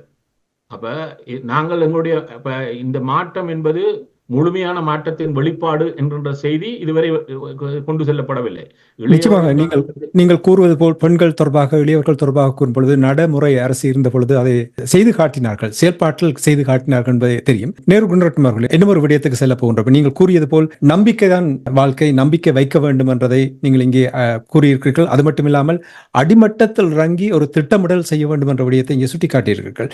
அப்படியே நில்லுங்கள், நான் மீண்டும் உங்களிடம் வருகின்றேன். அரசு உங்களிடம் வருகின்றேன். இனி நாங்கள் தமிழ் பொது வேட்பாளர் தொடர்பாக, தமிழ் தரப்பு தொடர்பாக ஒரு பக்கத்தில் இப்பொழுது நிறுத்தி வைத்துவிட்டு நாங்கள் தெரிவு செய்யப்பட்ட அனுர குமார திசாநாயக்கா தொடர்பாக சுருக்கமாக பார்ப்போம். அவர் கூறினார், பிரச்சாரத்தின் பொழுது கூறினார், இன மத பேதமின்றி எல்லா மக்களுக்கான ஒரு ஆட்சியை நான் அமைப்பேன், என் மீது நம்பிக்கை வையுங்கள் என்று கூறியிருக்கின்றார். என்ன விதமான சவாலை அவர் எதிர்நோக்குவார் என்று நீங்கள் எதிர்பார்க்கிறீர்கள்? அல்லது அவர் கூறியது போல் இன மத மொழி பேதமின்றி அந்த நாட்டில் இலங்கை தீவில் ஆட்சியை அமைத்து முன் உதாரணமாக இருப்பார் என்று நீங்கள் நம்புகிறார்? ஏனென்றால் இதுவரையில் இருந்த அரசு தலைவர்களை நீங்கள் எடுத்தீர்கள் என்றால் முழு ஊழல் நிறைந்தவர்களாக இருக்கட்டும், ரணில் விக்ரமசிங்கா இருக்கட்டும், பிரேமதாசாவா இருக்கட்டும், ராஜபக்சாக்களா இருக்கட்டும், சிங்கள மக்களே அவர்களே கூறினார்கள் இவர்களுடைய ஊழல், இதனால் தான் நான் மாற்றத்தை விரும்புகிறோம் என்று கூறியிருக்கிறார்கள். நீங்கள் எவ்வாறு பார்க்கிறீர்கள்? இவரால் சாதிக்க முடியும் என்று நம்புகிறீர்களா? ஒன்று, நான் சில முகநூல் வழிகளில் பார்த்தேன். கலனிய பல்கலைக்கழகத்தில் பிசிக்கல் சயின்ஸில் படித்தார். அப்படி இப்படி அவருடைய அமைச்சரவையில் பெருமளவான படித்தவர்கள் இருக்கிறார்கள் என்றெல்லாம் கூறினார்கள். அவர்கள் தந்த இனத்துக்குத்தான் நாங்கள் படித்தவர்கள் செய்வார்கள். அதை நாங்கள் பெரிதாக கதைக்க தேவையில்லை. பிரான்ஸ்ல டிப்ளமா முடிச்சிட்டு வரும்போது சந்திரிகாவை பற்றியும் அப்படித்தான் கூறினார்கள். முற்போக்குவாதி, சிந்தனைவாதி, ஒரு பெண், தந்தையை போரில் துப்பாக்கி கொண்டு கொடுத்தவர், தன் கணவனையும் இழந்தவர், அவருக்கு போரின் வலி தெரியும். சந்திரிகாண்ட சாரையும் வித்தது நல்லூர்ல, அவரும் சந்திரிகா சாரை, சந்திரிகா பொட்டு என்றெல்லாம் வித்தார். இப்படி தான் அந்த இது ஒரு நினைக்க இலூஷன், கற்பனை என்று. ஆனா நிஜம் என்னென்று பார்த்தால் தேசிய தலைவர் கூட சொல்லியிருந்தார் 2004ஆம் ஆண்டு பேச்சில நினைக்கிறேன், இனவாதம், பழமைவாத, கம்யூனிசம், மதவாதம் ஒன்று சேர்ந்த கலவையின் கோர்வைதான் இந்த ஜேவிபி என்று. ஏனென்று சொன்னார், அவர்கள் ஆட்சிக்கு வர முதலே 2006ஆம் ஆண்டு அவர்கள் ஆட்சியில் இல்லாத போதே தங்கள் பவரை பயன்படுத்தி வடக்கு கிழக்கை பிரித்தவர்கள். அவர்கள் கைவசம் ஆட்சி இல்லை, ஆனால் இருக்கிற அத்தனையும் வைத்து அவர்கள் செய்தார்கள். இந்தியாவுக்கு எதிராக, இந்தியாவுக்கும் ஜேவிபிக்கும் என்ன பிரச்சனை? ஒன்றுமில்லை, தமிழர் தானே பிரச்சனை. அதை வைத்துக் கொண்டு அப்ப இப்படி அவர்கள் இப்ப வரும்போதும் தமிழற்ற வாக்கை கேட்கவில்லை அவர்கள். நான் சிங்களவர்கிட்ட வாக்கிலே கோத்தபாய எவ்வாறு வந்தாரோ, அதாவது சஜித் தமிழரிடம் போகும்போது கோத்தபாய என்ன சொன்னாரோ சிங்கள தேசத்துல, அதேதான் அவரும் சொன்னார். நல்லெண்ண சமிக்கையின் வெளிப்படுத்தினால் உங்களுக்கு தெரியும் எத்தனையோ விடயங்கள் இருக்கின்றது. தமிழர்கள் தரப்புடைய பிரச்சனைகளை தீர்ப்பதற்கு உடனடியாக தீர்க்கக்கூடிய இலகுவான விடயங்கள் இருக்கின்றது. இப்ப நீங்கள் எடுத்தீர்கள் அரசியல் கைதிகளை விடுவிப்பது மிகவும் இலகுவான விடயம். ஏற்கனவே விடுவிக்கப்பட்ட காணிகள், முழுமையாக ஒப்படைக்காத காணிகள் இருக்கின்றது, அவற்றை விடுவிக்கலாம். 87 விதமான படையணிகள் வடக்கு கிழக்கில் இருக்கிறவர்களை உடனடியாக குறைக்கலாம். விகாரைகளை கட்டுவதை உடனடியாக நிறுத்தலாம். அப்படி சில விடயங்களை நல்லெண்ண சமிக்கைகளை வெளிப்படுத்தினால் ஒரு சந்தர்ப்பத்தை கொடுப்பதற்கு தமிழர் தரப்பு தயாராக இருக்கிறதா? முதலாவது அதை நிறைவேற்றி காட்டுங்க. அதாவது வடக்கு கிழக்கில், அதாவது பௌத்தர்களே வாழாத இடத்தில் பௌத்த கோயில் தேவையில்லை அற்றது. அங்கு நீங்கள் கட்டுகிறீர்கள். தொல்லியல் வன இலாக்கா வைத்திருக்கின்ற காணிகள் மக்கள் வைத்திருக்கிற காணிகளை விட அதிகம். என்னென்று சொன்னால் அந்த காணிகள், அதாவது 1972ஆம் ஆண்டிலிருந்து தமிழாக்கள் இருக்கிறார்கள்.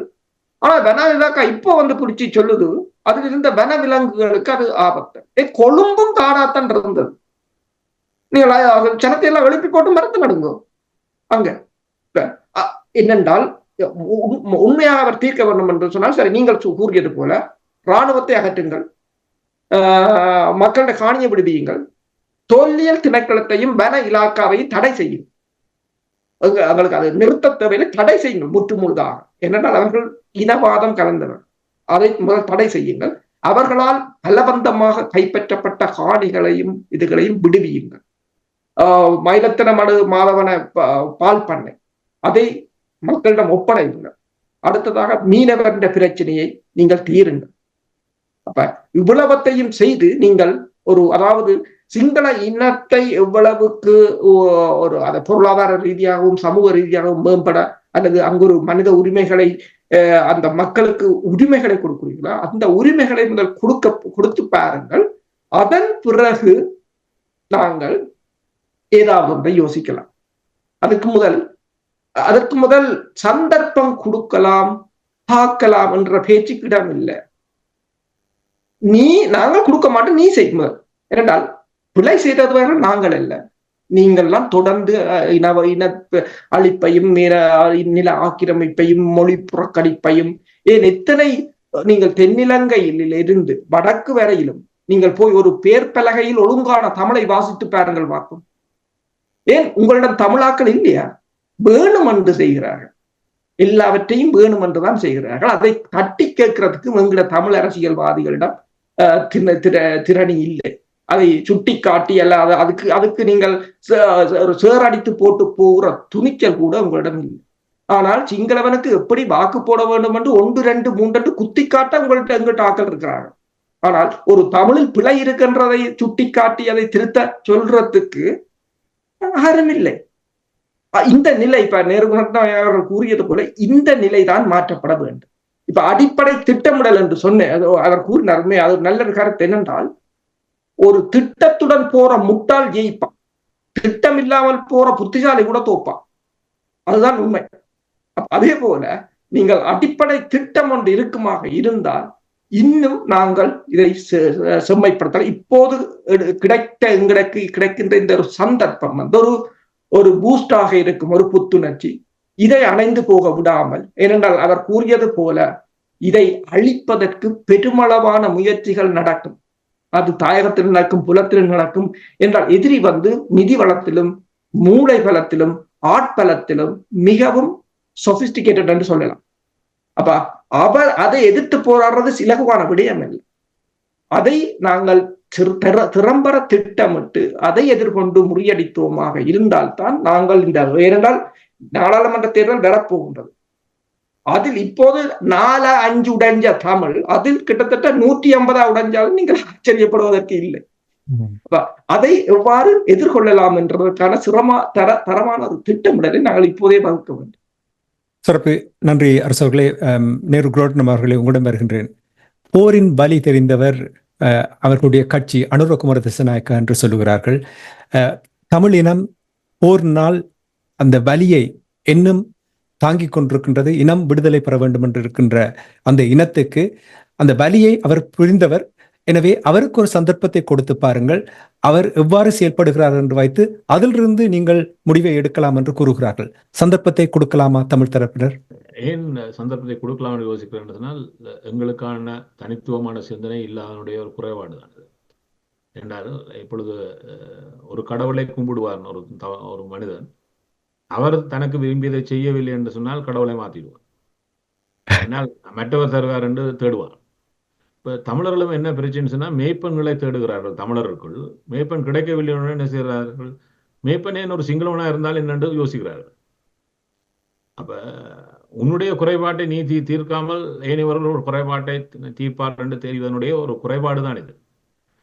இந்த குறைபாட்டை புரிந்து கொண்டால் தான் நாங்கள் அதுக்கான இதை வழங்கலாம். இப்பொழுது என்ன செய்கிறார்கள், தமிழ் அரசியல் தலைவரிடம் ஒருவரை நம்புகிறார்கள், அவர் உடனே மற்றவரிடம் போகிறார்கள். இது எங்களுக்குள்ளே நடந்துட்டது. இவர் சரி வரார் என்று இப்பொழுது ஒரு வைத்தியர் வந்தார், இவர் தான் எங்களுடைய மீட்பு தெரிந்த ஒரு கும்பலை உடனடியாக பார்த்தேன். என்ன சொன்னால் அப்படி அலைந்து திரிகிறார்கள் தமிழர்கள். யாரடா எங்களுக்கு இந்த நம்பிக்கையை தரப்போகிறார்கள். அப்ப அந்த நம்பிக்கையை கட்டி எழுப்புவதுதான் இப்பொழுது இருக்கக்கூடிய முதன்மையான வெற்றியாக இருக்கிறது. அதை வந்துவிட்டால் இப்பொழுது பாருங்கள், அனுராவுக்கு என்ன பிரச்சனை இருக்கிறது. இப்பொழுது முதலில் அவர் நாளைக்கு பதவியேற்று உடன் இதே பாராளுமன்றத்தில் இருக்க முடியாது. இப்ப ரணிலும் சஜித்தும் இதே வெற்றி பெற்றிருந்தால் அவர்கள் இந்த பாராளுமன்றத்தை உடன் கலைக்க வேண்டிய அவசியம் இல்லை. ஏன், அவர்களுக்கு அமைச்சரவைக்கு ஆட்கள் இருக்கிறார்கள் பாராளுமன்றத்தில், இவரிடம் கிடையாது. இவரை தவிர 2 பேர் இருக்கிறார்கள். வைத்துக்கொண்டு என்ன செய்ய முடியும்? ஆகவே பாராளுமன்றத்தை கலைத்து தான் ஆக வேண்டும். கலைத்து விட்டு அதே அவர் சொன்னார், நான் உடனே கலைத்து விடுவேன், ஏன்னா கலைத்து தான் ஆக வேண்டும். கலைத்து விட்டு அவர் ஒரு காபந்தை இதை கடந்து உருவாக்கலாம். உருவாக்கி விட்டு பாராளுமன்ற தேர்தலுக்கு செல்ல வேண்டும். இதில் பெற்ற வாக்குகளை இப்பொழுது பார்த்தீங்கன்னு சொன்னால், வளமையாக ஒரு ஜனாதிபதி தேர்தலில் பெற்ற கோத்தா 52% பெற்றார். ஆனால் பாராளுமன்ற தேர்தல் வருகின்ற பொழுது அவர்களுக்கான வாக்கு வங்கி 59% கூடியது. எப்பொழுதும் பாராளுமன்ற தேர்தலில் இதில் வெற்றி பெற்றவர் அந்த வாக்கு வங்கியை அதிகரிப்பதில்லை, அதே வாக்கு வங்கி இருக்கும். ஆனால் தோற்றவர்களுக்கு விடுகின்ற வாக்கு குறைந்துவிடும். ஏன்னு சொன்னால் எப்பொழுதும் ஜனாதிபதி தேர்தலும் பார்க்க பாராளுமன்ற தேர்தலுடைய வாக்களிப்பு வீதம் குறைவதுதான் வளமை.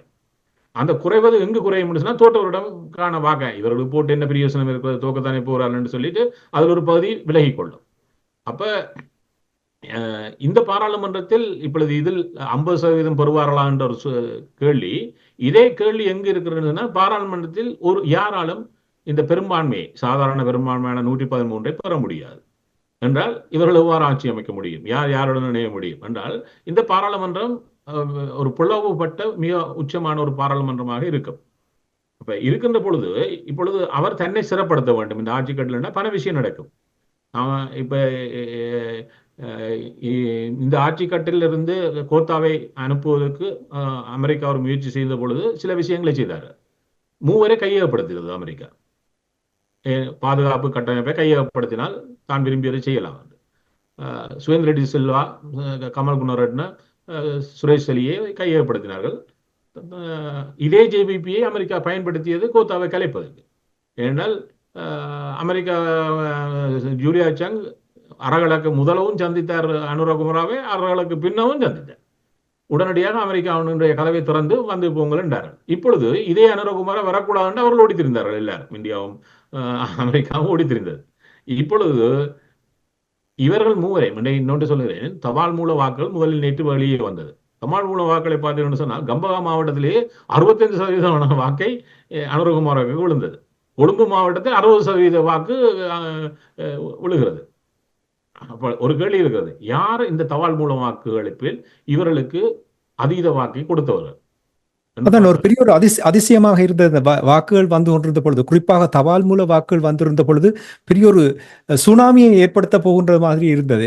என்னுடைய கேள்வி என்னவென்றால், சிங்கள அரசியல் பரப்பில் நிரந்தரமாக ஒரு மாற்றம் ஒன்று வருவதற்கான ஒரு முதல் கட்ட வழியை பார்க்கிறீர்களா? அதாவது ராஜபக்ஷாக்கள் கட்டி எழுப்பி அந்த கோட்டை, உடைக்க முடியாமல் இருந்த கோட்டையை தரமட்டமாக்கி விட்டார்கள். ரணில் விக்ரமசிங்கா தான் ஒரு மீட்பராக வந்தவர் என்று கூறிய ரணில் விக்ரமசிங்காவை கலைத்து விட்டார்கள். அப்படி என்றால் அங்கே சிங்கள மக்கள் இப்பொழுது மாற்றம் வேண்டும், யாருக்கும் நாங்கள் ஒரு நிரந்தரமாக இடம் கொடுப்பதற்கு தயாரில்லை, மாற வேண்டும், நாட்டை கட்டி எழுப்ப வேண்டும் என்ற ஒரு நிலைப்பாட்டில் தான் இவ்வாறான முடிவுகளை எடுத்திருக்கிறார்களா? அவர் இப்பவும் கூட என்ன செய்யறான்னு சொன்னா, அவர்களுக்கு மாற்றத்துக்கான தெரிவாக இருந்தது பை டிஃபால்ட் தான் என்ன வேறு யாரும் இல்லை. அதனால் டிஃபால்ட்டா அவருக்கு கொடுத்துருக்காரு. இவருக்கு அதுவும் எவ்வாறு சிந்தனை, இவருக்கு ஒரு முறையாவது கொடுத்து பார்ப்போமே, அது அவர்களுக்கும் தெரியும். அப்ப அவர்களுக்கு இருக்கக்கூடிய சவால் என்று சொன்னால், நாங்கள் மாற்றத்தை ஏற்படுத்த முடியும் என்றால் இலகு என்றால் நிச்சயமா கிடையாது, வெறும் சவால்கள் இருக்கிறது. அப்ப பாராளுமன்றத்தில் இருக்கக்கூடிய சவாலையும் இருக்கக்கூடிய ஒரு விடயம் என்று சொன்னால், இப்ப இந்த தபால் மூல வாக்களிப்பில் நீங்க சொன்ன மாதிரி எல்லா மாவட்டங்களிலும் அவர்கள் உச்சம் பெற்று வந்ததுக்கு ஒரு காரணம் யார் என்று சொன்னால், அந்த வாக்கு அளித்தவர்கள் பலர் யோசிப்பார்கள் அரசு ஊழியர்கள் இல்லை, இந்த தபால் மூல வாக்களிப்பில் பெரும் எண்ணிக்கை கொண்டவர்கள் படையினர். அதாவது 1,80,000 இராணுவம், அது 2,25,000 இப்போ 1,50,000 குறைந்து விட்டது. அதுக்கு காரணம் ஒரு இணைபவர்கள் இல்லை, இரண்டாவது பணம் இல்லை, அதனால் அது குறைந்திருக்கிறது. அப்ப 1,50,000 இராணுவம், 30,000 கடற்படை, 25,000 விமானப்படையையும் போலீசாரை சேர்த்து விட்டால் அது கிட்டத்தட்ட ஒரு 3 லட்சத்துக்கு வந்துவிடும். இவர்களுடைய வாக்குகள் பெரும்பகுதியை பெற்றுக்கொண்டவர் ஆவார். ஆனால் சாதாரண படையினரிடம் பெற்றதுதான் இவரை ஒழிய தலைவர்களுக்கு சிக்கல் இருக்கிறது. இந்த மூவரையும் இப்ப இதுல கமால் குணரட்னம் உடனடியாக, ஏன்னா அவர் செயலாளர், பாதுகாப்பு அமைச்சருடைய செயலாளர், அவர் இல்லாமல் போய் தானாக இவர்கள் நம்பிக்கையான மூவரை மாற்றியாக வேண்டிய சூழல் இருக்கிறது. இந்த மூவரையும் மாற்றுகின்ற பொழுது அது இலகுவாக கமால் குணரத்னவை இவர்கள் மீண்டும் நியமிக்காமல் விடலாம். சுரேஷ் அலியை இவர்கள் நீக்கியாக வேண்டிய தேவை இருக்கிறது. எவ்வாறு சுவேந்திர டி சில்வாவை மாற்றி தங்களுக்கு நம்பிக்கையானவரை படை வட்டாரத்தில் கொண்டு போவார்கள். இங்கு வைக்கின்ற பொழுது அவர்கள் நேரடியாக அமெரிக்காவுடனும் இந்தியாவுடனும் மோதிக்கொள்ள போகிறார்கள் மறைமுகமாக. அவ்வாறு மறைமுகமாக மோதுகிறார்கள் என்று சொன்னால் இப்ப இதெல்லாம் எங்களுக்கான ஒரு வாய்ப்புகள், எங்களுக்கு கிடைக்கக்கூடிய வாய்ப்புகள். இந்த வாய்ப்புகளை நாங்கள் எவ்வாறு எங்களுக்கு சாதகமாக என்னால் இந்த முருகல் நிலை இவளுக்கு இப்ப ஏற்கனவே இந்த முருகல் நிலை அதிகரித்து விட்டது. இந்தியாவுக்கும் தங்களை தோற்கடிப்பதற்கு அவர்கள் இறுதியாக எப்படி தமிழ் மக்கள் தங்களுக்கு சார்பாக எப்படி பயன்படுத்துவது? இப்ப உங்களுக்கு தெரியும், தமிழ் பொது வேட்பாளரை நிறுத்திய பொழுது இந்த பிளவுகளை இலகுவாக நாங்கள் பார்த்தோம். இப்ப இப்படியான ஒரு சூழல் வந்திருக்கின்றது, எப்படி சாதகமாக ஒரு நேர்மறையாக இது மக்களுடைய செயற்பாடு அல்ல. இந்த விடயங்களை கைக்கொள்வது இது திட்டமிடுவதோட இது. இப்பொழுது பாருங்கள், இப்பொழுது இவர்கள் இந்த மூவரையும் அகற்றி விட்டார்கள் அந்த பாதுகாப்பு கட்டமைப்பில் இருந்து. அது ஒரு செய்தியை மறைமுகமாக சொல்லுது. இப்பொழுது ஏன் இந்தியா வெளிப்படையாக இறங்கியது இவரை தோற்கடிப்பதற்கு? பல தமிழ் தலைவர்கள் தொடர்பு கொள்ளப்பட்டார்கள், அவர்களுக்கு செய்தி பரப்பப்பட்டது. ஏனால் எவ்வாறு, அதாவது சஜித்தை இந்தியா இந்த ஒன்றை வெளிப்படையாக சொன்னால் இந்தியாவும் அமெரிக்காவும் இந்த ஜனாதிபதி தேர்தலை கையாளுவதில் மோசமாக தோற்று விட்டார், அதான் உண்மை. ஆனால் ஏன் இறுதியாக இப்படி முனைந்து அடி வாங்கி கொண்டார்கள் என்று சொன்னால் அதில் ஒரு விடயம் இருக்கிறது என்று சொன்னால், நினைக்கிறேன் 1,700 கோடி நினைக்கிறேன் அவர்கள் தேர்தல் திணைக்களம் ஒரு வேட்பாளருக்கு அதிகபட்ச தொகையாக செலவினங்களுக்கு ஒதுக்கிய தொகை. இப்பொழுது அமெரிக்காவுக்கும் தெரியும், இந்தியாவுக்கும் தெரியும், ஏனைய நாடுகளுக்கும் தெரியும் தாங்கள் யார் யாருக்கு கொடுத்தது. ஏனால் தாங்கள் விரும்புகின்ற வேட்பாளர்களுக்கு அதிகம் கொடுப்பார்கள். ஆனால் அனுரகுமாராவுக்கு ஜேவிபி பெரும் எண்ணிக்கையிலான பணத்தை செலவழித்தது இந்த தேர்தல் காலத்தில். ஏனால் ஜனவரியிலிருந்து அவர்கள் கூட்டம் நடத்தி கொண்டிருக்கிறார். அப்போ ஒவ்வொரு கூட்டமும் வறுமையாக நடத்த முடியாது, நிறைய காசு பணத்தை செலவழிக்கிறார்கள். இப்பொழுது ஒரு கேள்வி இருக்கிறது, இப்ப நான் இதில் ஒரு பங்காளியாக, சர்வதேச பங்காளியாக இருக்கிறேன் என்று சொன்னால் நான் இவர்களுக்கு காசு கொடுக்கவில்லை, இவர்களும் என்னிடம் காசு வாங்கவில்லை, ஆனால் செலவழிக்கிறார்கள். எங்கிருந்த காசு வரும் என்று தெரியும் தானே. அப்ப இப்ப இவர்கள் ஆட்சிக்கு வந்தால் தங்களுக்கு ஆபத்து இருக்கிறது என்பதை இரண்டு தரப்பு இறுதிக்கால நேரத்தில் மிக உச்சமாக உணர்ந்து கொண்டார்கள். உணர்ந்து கொண்டவர்கள் என்ன செய்வார்கள்? இப்ப பெங்களில் ஒருவர் சிலர் பேச கேட்டேன், இவர்களுக்கும் எதிராக ஒரு அறகலை நடக்கும் என்று. அறகலை செய்தவர்கள் இவர்கள் ஏனென்றால் அறகலைகிட்ட ஏன் இவர்கள்ட்ட போக வேண்டி வந்தது அமெரிக்காவுக்கு? ஏன்னா இவர்களால் தான் அதை செய்ய முடியும். இப்ப ஏனையவர்களை வைத்துக் கொண்டு ஒரு அறகலை செய்ய முடியுமா? செய்ய முடியாது. அது இவர்களுக்கும் தெரியும். அப்ப இப்ப இவர்களை கடந்தும் அறகலையில் வீடு எரித்தவர்கள் வேறு யாரோ, இவர்கள் எரிக்கவில்லை. 76 பாராளுமன்ற உறுப்பினர்கள் வீடு எரித்தது அது இன்னொரு கும்பல். அப்ப இதில் என்ன விஷயம்னா, ஆர் செய்வான் என்று ஒன்று இருக்கிறது, செய்ய முடியாதவனிடம் போக முடியாது. அவை இப்ப இவையெல்லாம் என்ன நடக்குன்னு சொன்னா இந்த முருகல் நிலையை கூட்டும். ஏன் சீனா சந்தோஷமாக இருந்து சில விடயங்களை இதில் செய்திருக்கிறது. அது இப்போ இவர்களுக்கு சவாலாகிறது. இந்த சவாலாக ஒரு முருகல் நிலை இருக்கிறது அல்லவா? இந்த முருகல் நிலையை சரியாக கணக்கிட்டால், இது மக்களுடைய விடயம் அல்ல, கணக்கு விட்டு எரிய போகின்ற நெருப்பில் கொஞ்சம் எண்ணெயை ஆரண்டு ஊத்தினவர் என்று தெரியாம ஊத்து விடுவது என்று ஒன்று இருக்கிறது. அது என்ன செய்யும்? நிரந்தரமாக பகையை வளர்த்தால் எங்கேயோ ஒரு இடத்தில் வந்து சேர வேண்டும் அடைவுக்கு. அந்த அடைவு எங்களுக்கு, அதாவது அனுரகுமார திசாநாயக்காவை இப்பொழுது ஒரு பக்கத்தில் விட்டுவிட்டு நாங்கள் ரணில் விக்ரமசிங்காவிடம் வருவோம். ரணில் விக்ரமசிங்கா 2 ஆண்டுகளுக்குள் அந்த நாட்டை மீட்பராக பார்க்கப்பட்ட ரணில் விக்ரமசிங்கா பொருளாதாரத்தை கட்டி எழுப்பி விட்டேன் என்று அவர் பிரச்சாரம் செய்ததும், ஏன் அந்த மக்கள் அப்படி பொருளாதாரத்தை மீட்டெடுத்தார் என்றால் ஏன் அந்த மக்கள் அவரை நிராகரித்தார்கள்? பொருளாதாரத்தை மீட்டெடுத்தது மட்டுமல்லாது என்று சொன்னது, நான் மீட்டெடுத்த என்று சொல்லவில்லை, சொன்னது மட்டுமல்லாது அதுக்கு ஒரு சிலிண்டர் சின்னத்தையும் தூக்கி கொண்டுதான் அவர் போனார். ஆனால் அந்த சென்டிமெண்ட் கூட அங்கு எடுபடவில்லை என்பதுதான் உண்மை. என்னென்று சொன்னால் சிங்கள மக்கள் தெளிவாக சொல்லி இருக்கிறார்கள், எங்களை பேக்காட்டார், அதாவது ஏமாற்ற முடியாது. சில பேர் இப்ப நான் எந்த பாசையில சொல்றேன்னா, நாங்கள் தமிழ் மக்கள் இல்ல தொடர்ந்து ஏமாறுறது கண்டு அவங்க சொல்லியிருக்கிறாங்க என்று சொல்லலாம். என்றால் தெளிவாக இந்த முறை இதில் நீங்கள் பார்த்தீங்கன்னு சொன்னால் கூடுதலான இளைஞர்கள் அந்த பல்கலைக்கழகங்கள் இதில் முக்கிய பங்கு வகித்திருக்கின்றன. ஒவ்வொரு தடவைகளும் நீங்கள் ஏவிபி புரட்சிகளை பார்த்தீர்கள் சொன்னால் பல்கலைக்கழகங்கள்லாம் அதில் கூடுதலாக ஈடுபடுவது. பல்கலைக்கழகங்கள் அந்த என்ன பல்கலைக்கழகம் என்றால் அந்த கிராமத்தில் அந்த நகரத்தில் உள்ள பெற்றோர்களின் பிள்ளைகள். அப்ப அந்த பிள்ளைகள் ஒரு மாற்றத்தை கொண்டு வரும்போது பெற்றோர்கள் மாறுவார்கள், பெற்றோர்களை சுற்றியுள்ள சுற்றம் உறவினர்கள் எல்லோரும் மாறுவார்கள். அவ்வாறான ஒரு நிலை. இப்ப ரணில் விக்ரமசிங்க நீங்கள் கூறிய போது பொருளாதாரத்தை மீட்டு அடுத்தாலும் இந்த IMF நிபந்தனைகள், கடன்கள் என்று சொல்லி பல தடவைகள் இது விவாதிக்கப்பட்டது. இந்த பொருளாதார மீழ்ச்சி என்பது ஒரு மாயை என்றுதான் சொல்லப்பட்டது. என்னன்னு சொன்னால் வட்டி விகிதம் கூடுகின்றது. அதாவது இப்ப இனி கிணத்துல தண்ணிக்கும் வரி வரலாம் என்ற ஒரு நிலை வந்தது. இப்ப ஒரு செயற்கையாகவே பொருளாதார வீழ்ச்சி கொண்டு வரப்பட்டு செயற்கையாகவே அது நீக்கப்பட்டது என்பது மெல்ல மெல்ல சிங்கள இனம் அதை உணர்ந்து கொண்டிருந்தது. எனவேதான் நீங்கள் பாருங்கள், தபால் மூல வாக்களிப்புக்கு முன்னர் அரச ஊழியர்களுக்கு ரணில் விக்ரமசிங்க சம்பள அதிகரிப்பை கூட்டியிருந்தார் தபால் மூலமா. ஆனா அதுவும் ஒர்க் பண்ணவில்லை. அப்ப ஏனென்றால் அவர்களுக்கு தெரியும் இன்னொரு தடவை நாங்கள் ஏமாறக்கூடாது. ஏனென்றால் அடுத்து ரணில் விக்ரமசிங்க வந்தும் அவர் அந்த எந்த ஊழல்வாதிகளுக்கு எதிராக அறகலியாவை நடத்தி அவர்களின் வீடுகளை எரித்து அவர்கள் இந்த நாட்டை கொள்ளையடித்ததாக மக்கள் கருதினார்களோ அவர்களுக்கு இவர் பாதுகாப்பாக இருந்தது. ஒரு பாதுகாப்பு அரணாக இருந்தாரே தவிர யாரும் தண்டிக்கப்படவில்லை. யாரும் எவரும் அங்கு தண்டிக்கப்படவும் இல்லை.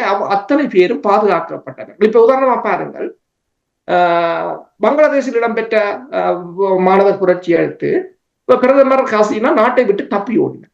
இப்போது அவர் மீது 47 வழக்குகள் போடப்பட்டிருக்கிறது, படுகொலைகள், ஊழல்கள் என்று. அவரை திருப்பி அனுப்பும்படி இந்தியாவை கேட்கிறது. இந்தியா தான் பாதுகாப்பு வைத்திருக்கிறது.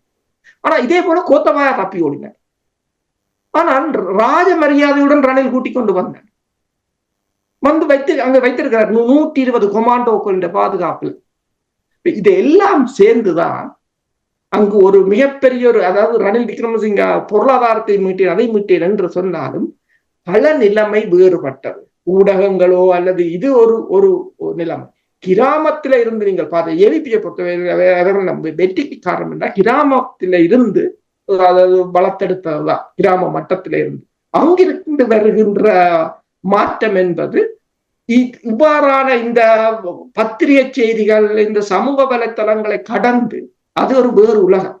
அதை தமிழ் மக்களுக்கு நன்றாக புரிய. நாங்கள் பேஸ்புக்ல எழுதுறதாலேயோ வாட்ஸ்அப்ல என்றதாலேயோ நீங்கள் மாற்றிவிட முடியாது. நீங்கள் அங்கு கிராமத்தில இருந்து செய்திருந்தீங்கள் என்று சொன்னால் இன்றைக்கு தமிழ் பொது வேட்பாளரை பொறுத்தவரை இலகுவாக 10 லட்சத்துக்கு மேலே எட்டியிருக்கலாம். ஒரு சிங்களவர்கள் 100, 110, 120. இப்ப அரியநேந்திரவர்கள் அம்பாந்தோட்டையில 100 வாக்கு பெற்றது என்றால் இந்த கோட்டைக்கு 100 பேர் இருந்திருக்க என்றால் அப்படித்தான் இவர்கள் பெற்றிருக்கலாமே தவிர பெற்றிருக்க முடியாது. நன்றி அரசுகளை. நாங்கள் இன்னும் 2 விடயங்களை சுருக்கமாக பார்க்க வேண்டும். நேரு குணரட்னம் அவர்களை உங்களிடம் வருகின்றேன். ரணில் விக்ரமசிங்க தொடர்பாக நாங்கள் இப்பொழுது பார்க்கும் பொழுது வரலாற்றில் ஒரு தோற்ற ஒரு அரசியல்வாதியாக பார்க்கப்படுவார் என்று நீங்கள் கருதுகிறீர்களா?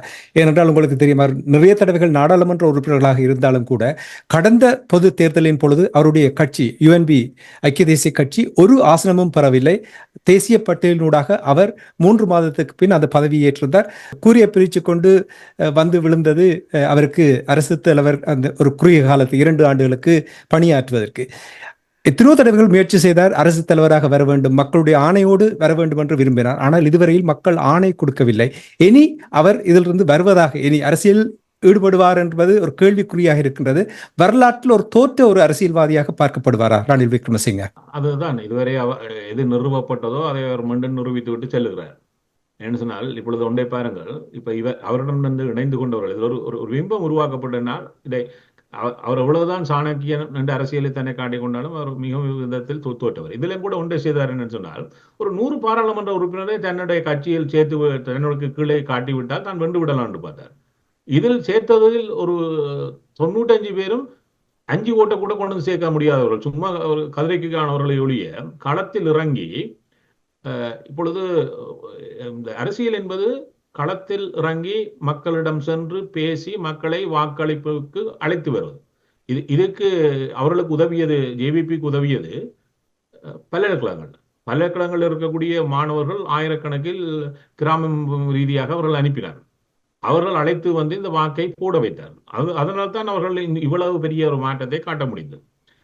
இதை ரணிலால் முடியாது என்றது ஆரம்பத்திலே தெரியும். ஏன்னா ரணில் வந்து பிம்பம் காட்டு கொண்டிருக்கிற ஒழிய களப்பணி செய்வதற்கு அவரிடம் ஆள் இல்லை, அதுக்கான ஒரு ஸ்ட்ரக்சரே கிடையாது.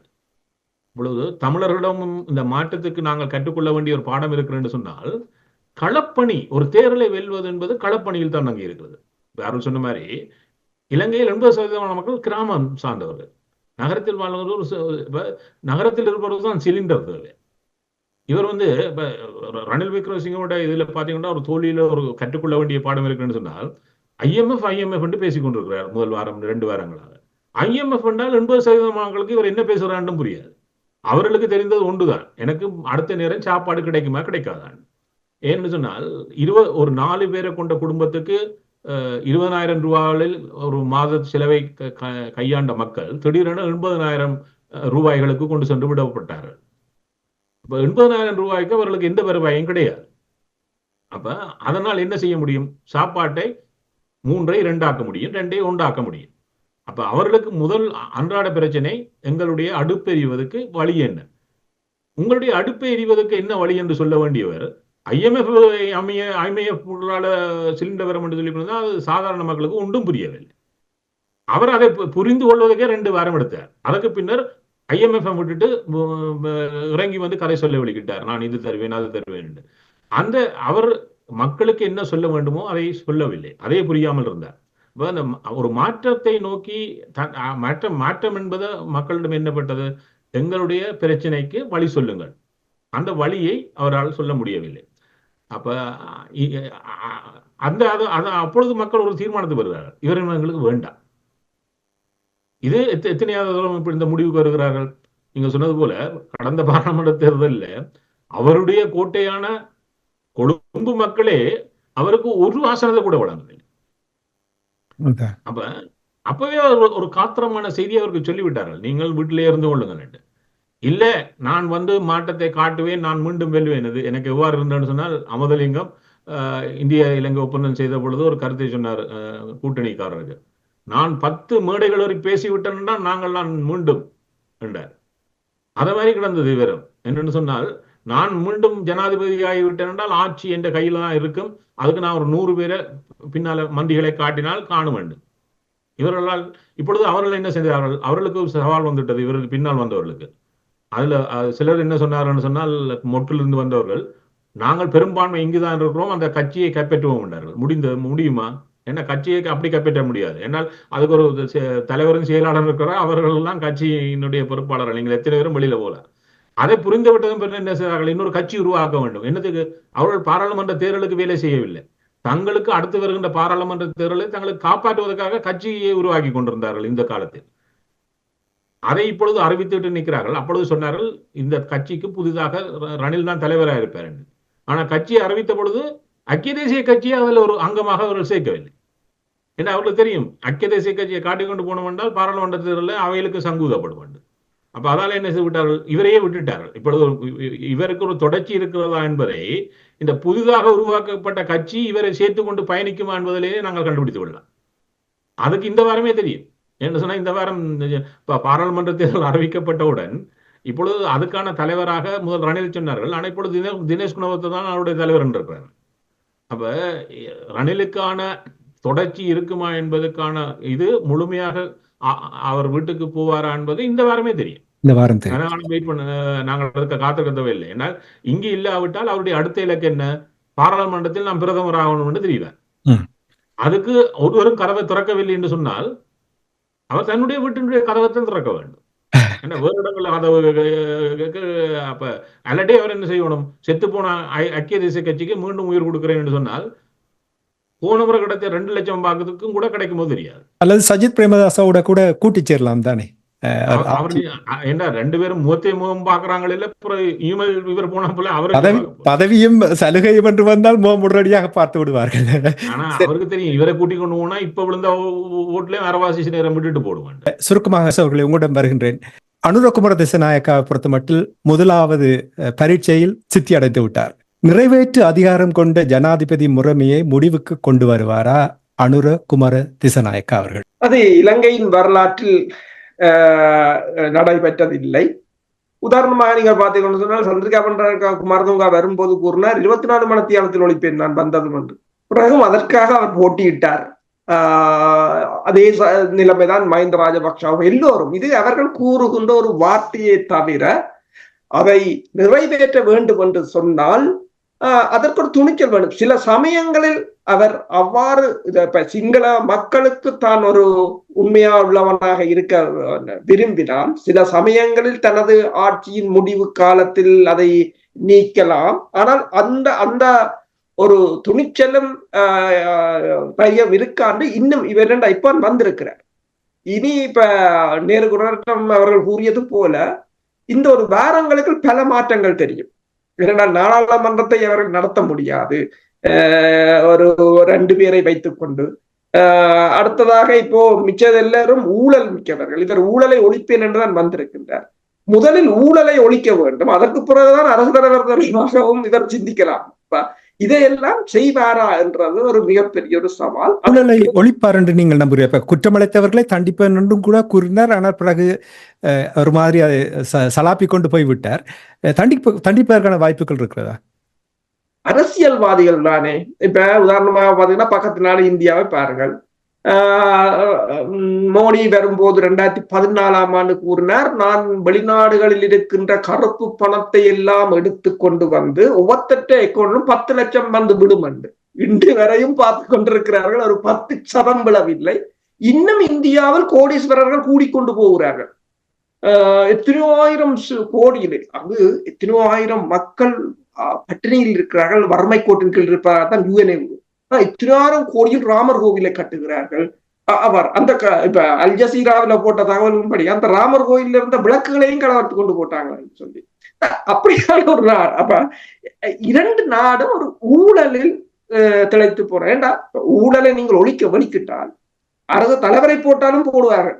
இப்ப ஹெய்ட்டில ஒண்ணு நடந்த ஹெய்ட்டில இப்ப ஹெய்ட்டி வந்து அது ஒரு என்ன ரவுடி கும்பல் நாடு மாதிரி போயிட்டு அரசு தலைவர் படுத்திருக்கேக்க ஒரு சுமார் குரூப் வந்து 80 தரம் சுட்டிருக்கிறாங்க அவரை உள்ளே பூந்து என்று சொன்னால் அந்த அவ்வாறான ஒரு நிலையை கூட இரண்டால் இது பணம் ட்ரக்ஸ் சம்பந்தப்பட்ட விடயம் தானே. இதை கையாள்வது என்பதற்கு ஜேவிபி வந்து அதுக்கு ஒரு என்னன்னு சொல்வது ஒரு அல்லது இவர்களும் ஒரு கடும் போக்கான நிலைக்கு மாறுவார்களாக இருந்தால்தான் அதனை சாதிக்க முடியும். இல்ல, அவர்களுடைய தேர்தல் விஞ்ஞாபனத்தில் நிறைய விடயங்களை, அதாவது இந்த நாட்டில் மக்கள் எதிர்நோக்குகின்ற விடயங்களை சுட்டிக்காட்டி அவற்றை தாங்கள் ஏதோ விதத்தில் அதை நிறைவேற்றுவோம் என்றுதான் கூறுகிறார்கள். அதில் ஊழலை அளிப்பது, முக்கியமாக குற்றமளித்தவர்களுக்கு தண்டனை கொடுப்பது குறிப்பாக சுட்டிக்காட்டியிருந்தார். இது நிறைவேற்றுவது எவ்வளவு சவாலாக இருக்கும்? ஒருவேளை இப்ப சீனாவில் நிறைவேற்றுகிறார்கள். இவர்கள் சீனா பாணியில் தான் அரசை கொண்டு நடத்த போகிறார்கள். இனி வரும் காலங்களில் கம்யூனிஸ்ட் கட்சியால் அது மத்திய குழு அதுதான் தலைவரை பிரதமரையோ தலைவரையோ தெரிவு செய்யும் என்ற நிலைக்கு மாற்றினார்கள் என்றால் ஒரு சமயம் அது சாத்தியமாகலாம். ஏனென்றால் சீனாவில் உங்களுக்கு தெரியும் ஊழல் செய்தவர்களுக்கான தண்டனைகளும் அதிகம். அது மிக மிக கடினமான ஒரு இப்ப உண்மையில் இப்போதைய அரச அதாவது இலங்கையும் மாலதீவு போல ஒரு மறைமுகமாக சீனாவின் பிடிக்கில் போனதாகத்தான் இவரின் வெற்றி பார்க்கப்படுகின்றது. அவர்களின் கொள்கைகளை பின்பற்றுவார்களாக இருந்தால் அது தென்னிலங்கை ஒரு மிகப்பெரிய ஒரு என்னென்று சொல்றது மிகப்பெரிய ஒரு பெயினுக்குள்ளால் போய்த்தான் அது சாத்தியமா. நன்றி அரசோகளே. நேருடன் உங்களிடம் வருகின்றேன். அனுரகுமார திசாநாயக்கா ஒரு ஃப்ரெஷ் ஏர் என்று சொல்லுகிறார்கள். இதுவரையில் இலங்கை தீவில் வரலாறு காணாத வகையில் ஒரு புதிய ஒரு தலைவராக பார்க்கிறார்கள் என்று கூறுகிறார்கள். போரின் பலி தெரிந்தவர் என்று கூறுகிறார்கள். நாங்கள் ஆரம்பத்தில் கூறியிருந்தோம், நல்லெண்ண சமிக்கைகளை வெளிப்படுத்தும் வகையில் சில விடயங்களை செய்தால் தமிழ் மக்கள் அது தொடர்பாக சிந்திப்பார்கள் என்று கூறுகின்ற நேரத்தில் பயங்கரவாத தடை சட்டம், தமிழ் மக்களுக்கு எதிராக கொண்டு வரப்பட்ட பயங்கரவாத தடை சட்டத்தை அனுரகுமார திசாநாயக்கா நீக்குவாரா? இதை அவர் உடனடியாக செய்யலாம். இதுக்கு அவருக்கு பாராளுமன்றத்தில் 3-2 பெரும்பான்மை தேவையில்லை. இப்ப நீங்க முதற்கட்டுகள் இருக்கிறது, அவர் நிறைவேற்று அதிகாரம் கொண்ட ஜனாதிபதியை நீக்குவார் என்றால் அது ஒரு அரசியல் யாப்பின் முழுமையான திருத்தத்தினூடாக வர வேண்டிய விஷயம். அதுக்கு 3-2 பெரும்பான்மையுடன் அப்ப இதுக்கு இதை நீக்குகின்ற பொழுது பாராளுமன்றத்தினுடைய பொறிமுறை எவ்வாறு இருக்கின்றது எல்லாம் நிறைய மாற்றங்கள் இருக்கிறது. அவை அது ஒரு பெரிய ஒரு அரசியல் ஆப்பினுடைய திருத்தத்தினுடைய வெளிப்பாடு. அது இவர் உடனடியாக நான் நிறைவேற்று அதிகாரம் கொண்ட ஜனாதிபதியை நீக்குவதற்காக செய்ய முடியாது. அது 3-2 பெரும்பான்மை பிறகு சர்வசன வாக்கெடுப்புக்கும் செல்ல வேண்டும். அது ஒரு பெரிய, ஆனால் பயங்கரவாத தடை சட்டத்துக்கு 3 அது ஜனாதிபதியை விரும்பினால் நீக்கிவிடலாம். அந்த அதிகாரம் இவரிடம் இருக்கிறது. ஆனால் அதை அவர் செய்வார் என்று நான் எதிர்பார்க்கவில்லை. அவர் என்ன சொல்வார்னா, இதை முழுமையாக நீக்க மாட்டார் சொன்னார். இதில் நாங்கள் வேணா மாற்றத்தை கொண்டு வரலாம் என்று பேசலாம். ஆனால் அது கூட இப்பொழுது இப்ப நான் ஒரு விஷயத்தை இலகுவா சொன்னால், இவர் பாராளுமன்றத்துக்கு 2000 தெரிவு செய்யப்பட்டதன் பின்னர் இவருடன் பாராளுமன்றத்தில் இருந்த 2 தமிழர் இதில் படுகொலை செய்யப்பட்டார்கள். ஜோசப் பரராஜசிங்கமும் ரவிராஜ். இதுக்கு சம்பந்தப்பட்டவர்களும் அரசியல் அரங்கில் தான் இப்பொழுது இருக்கிறார்கள். அவர்களை இதுக்கு முன்னர் ஆட்சியில் இருந்தவர்கள் விடுவித்தார்கள். இவர் முடிந்தால் அந்த வழக்குகளை மீண்டும் கொண்டு வந்து சம்பந்தப்பட்டவர்களை தண்டிப்பார். இப்ப இவர் தண்டிக்கிறவர்கள் இல்லை என்று விடந்து தமிழர் தரப்புக்கு ஒரு வேலை இருக்கிறது. என்ன சொன்னால், இவர்கள் இயங்குகிறார்கள் என்பதை நமது மக்களிடம் கொண்டு வந்து சேர்ப்பதற்கு எங்களுக்கும் செயற்பாடுகள் தேவை. இப்ப இதே ஒரு அரசியல் கட்சி முன்வைக்க தேவையில்லை.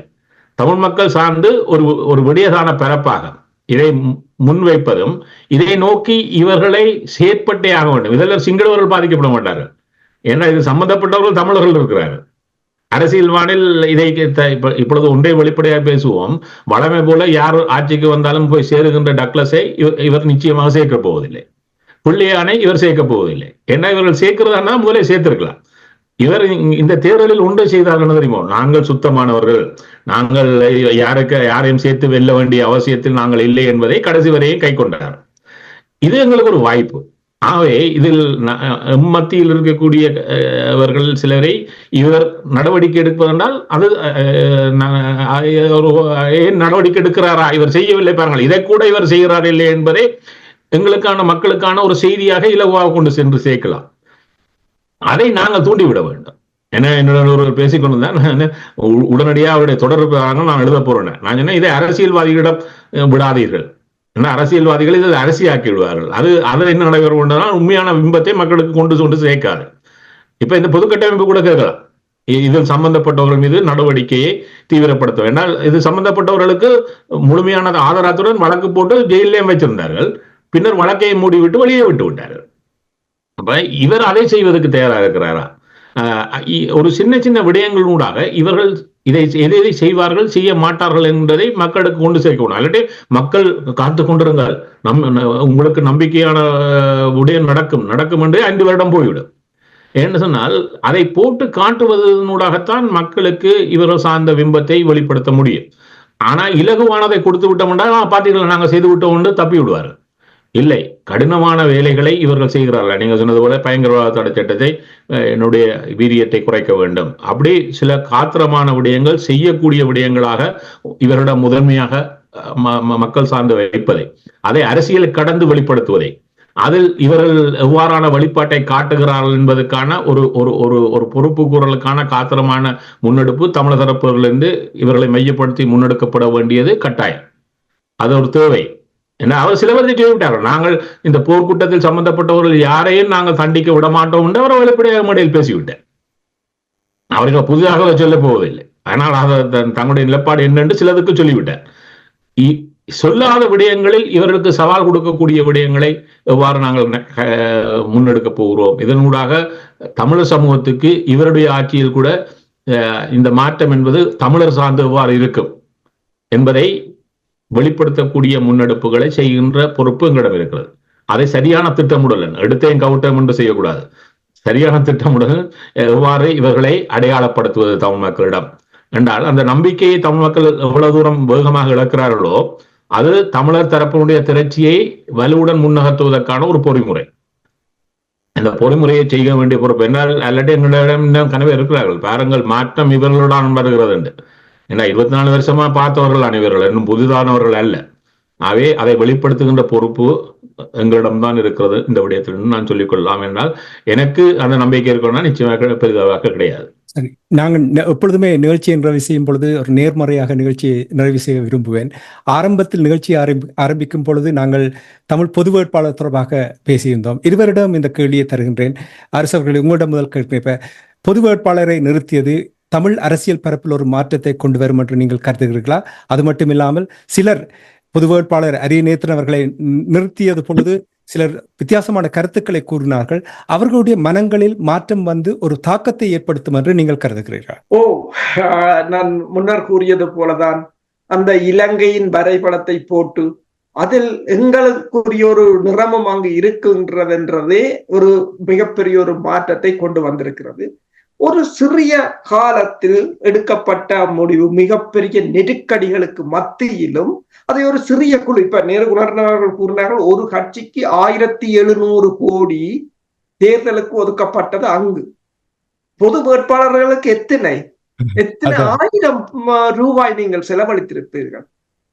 அந்த மக்கள் அந்த உணர்வை வெளிப்படுத்தி இருக்கிறார்கள். நான் தமிழனுக்கு வாக்களிக்க வேண்டும் என்ற ஒரு உணர்வை அவர்களே தெளிவாக கூறினார். ஒரு வாரம் தான் அது உச்சம் பெற்றது. நீங்க அதை எவ்வாறு பார்க்கலாம் என்றால், போஸ்டல், அதாவது தபால் மூல வாக்களிப்பை பாருங்கள்.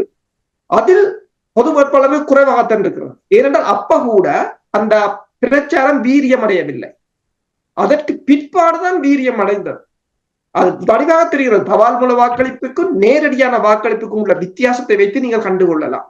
இப்ப கடுமையான ஒரு வெற்றியை தமிழ் மக்கள் அடைந்திருக்கிறார்கள். இது ஏவிபி 5 வருஷம் அடைந்த வெற்றியை விட மிக முக்கியமானது ஒன்று. நாங்கள் இதை குறைத்து மதிப்பிட முடியாது. ஆனால் இதை மல்லினப்படுத்தவும் இதை சிதைக்கவும் எதிரிகள் முற்படுவார்கள். அது முக்கியமான. ஆனால் மற்றவர்கள் இதை சிலவேளை அதில் ஒரு நம்பிக்கை இல்லாமல் அவர்கள் எதிர்த்திருக்கலாம். ஆனால் அவர்களும் எதிர்காலத்தில் இதனுடன் இணைந்து பயணிக்க வேண்டும். என்னென்னு சொன்னால், இப்ப பொது வேட்பாளர்ல பொது கட்டமைப்பில் இணைந்த பல அமைப்புகள பழைய பிரச்சனைகளை எல்லாம் எடுத்து விமர்சித்திருந்தார். ஒன்றை நாங்கள் சொல்ல வேண்டும், தேசிய தலைவரால் மன்னித்து ஒருவரை குற்றங்களை எல்லாம் மன்னித்து அவரை ஏற்றுக்கொண்ட பிற்பாடு நீங்கள் அந்த மன்னிக்கப்பட்ட குற்றங்களை மீண்டும் ஆராய முடியாது. அது தேசிய தலைவரையே அவமதிப்பது. நீங்கள் மீண்டும் அதை கிளற முடியாது. புதிதாக ஏதும் செய்திருந்தால் வந்து சொல்லுங்கள். அது ஏற்கனவே கடந்து போன விடயம். ஆனால் இவர்கள் அதையெல்லாம் எடுத்த பிற்பாடு மக்கள் அதை வாக்களித்தது என்பது இது ஒரு தமிழர்களுக்கு உண்மையாக கிடைத்த வெற்றி. இது 2 மகிழ்ச்சி. சிங்கள தேசம் மிகப்பெரிய ஒரு சவாலை எதிர்கொள்ள போகிறது. அங்கு அடுத்தது தமிழர் தேசம் தனியாக நிற்கின்றது. அதுவும் சில மக்களுடைய மனங்கள் மாறும் என்று நீங்கள் நம்புகிறீர்களா? நிச்சயமாக மாறும். ஏனென்றால் என்னுடன் அதற்கு பிறகு கதைத்தவர்கள் கூட, இதில் கடும் நின்றவர்கள் கூட இப்போது ஓடி வந்து தாங்கள் அதை செய்யவில்லை என்று வருந்தினார்கள். அமைப்புகள் கூட, பல அமைப்புகள் கூட தாங்கள் அதை செய்யவில்லை என்று வருந்தினார்கள். இப்போது என்று சொன்னால் இப்போது அவர்களுக்கு அது விளங்குகின்றது. என்றால் சிங்களவனுக்கு தமிழற்ற வாக்கு தேவையும் இல்லை என்பதும் தெளிவுகின்றது. நாங்கள் ஏன் அங்கு போட்டோம் என்றும் அவர்கள் உணர்கிறார்கள். சிறப்பு. நேருகுணரட்னம் அவர்கள், நீங்கள் நிறைவாக. இல்லை, அதாவது வந்து பிச்சைக்கார வேட்பாளர் என்றால் தமிழ் பொது வேட்பாளர். மற்றவர்கள் பேருக்கு போய் கொடுத்துட்டு இருந்தார்கள் சிங்களவர்கள் பலர்.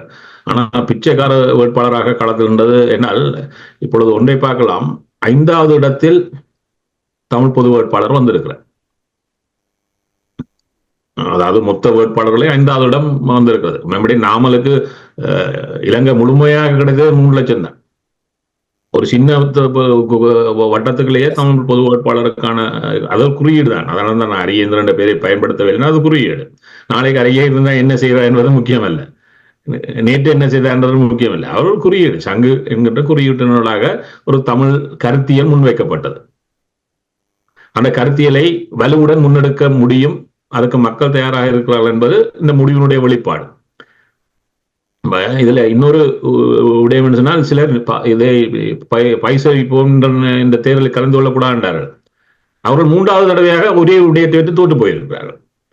2015 மக்கள் ஏற்றுக்கொள்ளவில்லை அந்த கருத்தியலை, 2019 ஏற்றுக்கொள்ளவில்லை, 2024 ஏற்றுக்கொள்ளவில்லை. ஒரு முறை ஒரு மக்கள் தமிழ் சார்ந்த ஒரு முன்னெடுப்பு என்பது மக்களுடைய மன ஓட்டங்களை புரிந்து கொண்டு நகர்வது. இப்ப மக்கள் சில நேரம் தவறாக கூட சிந்திக்கலாம்.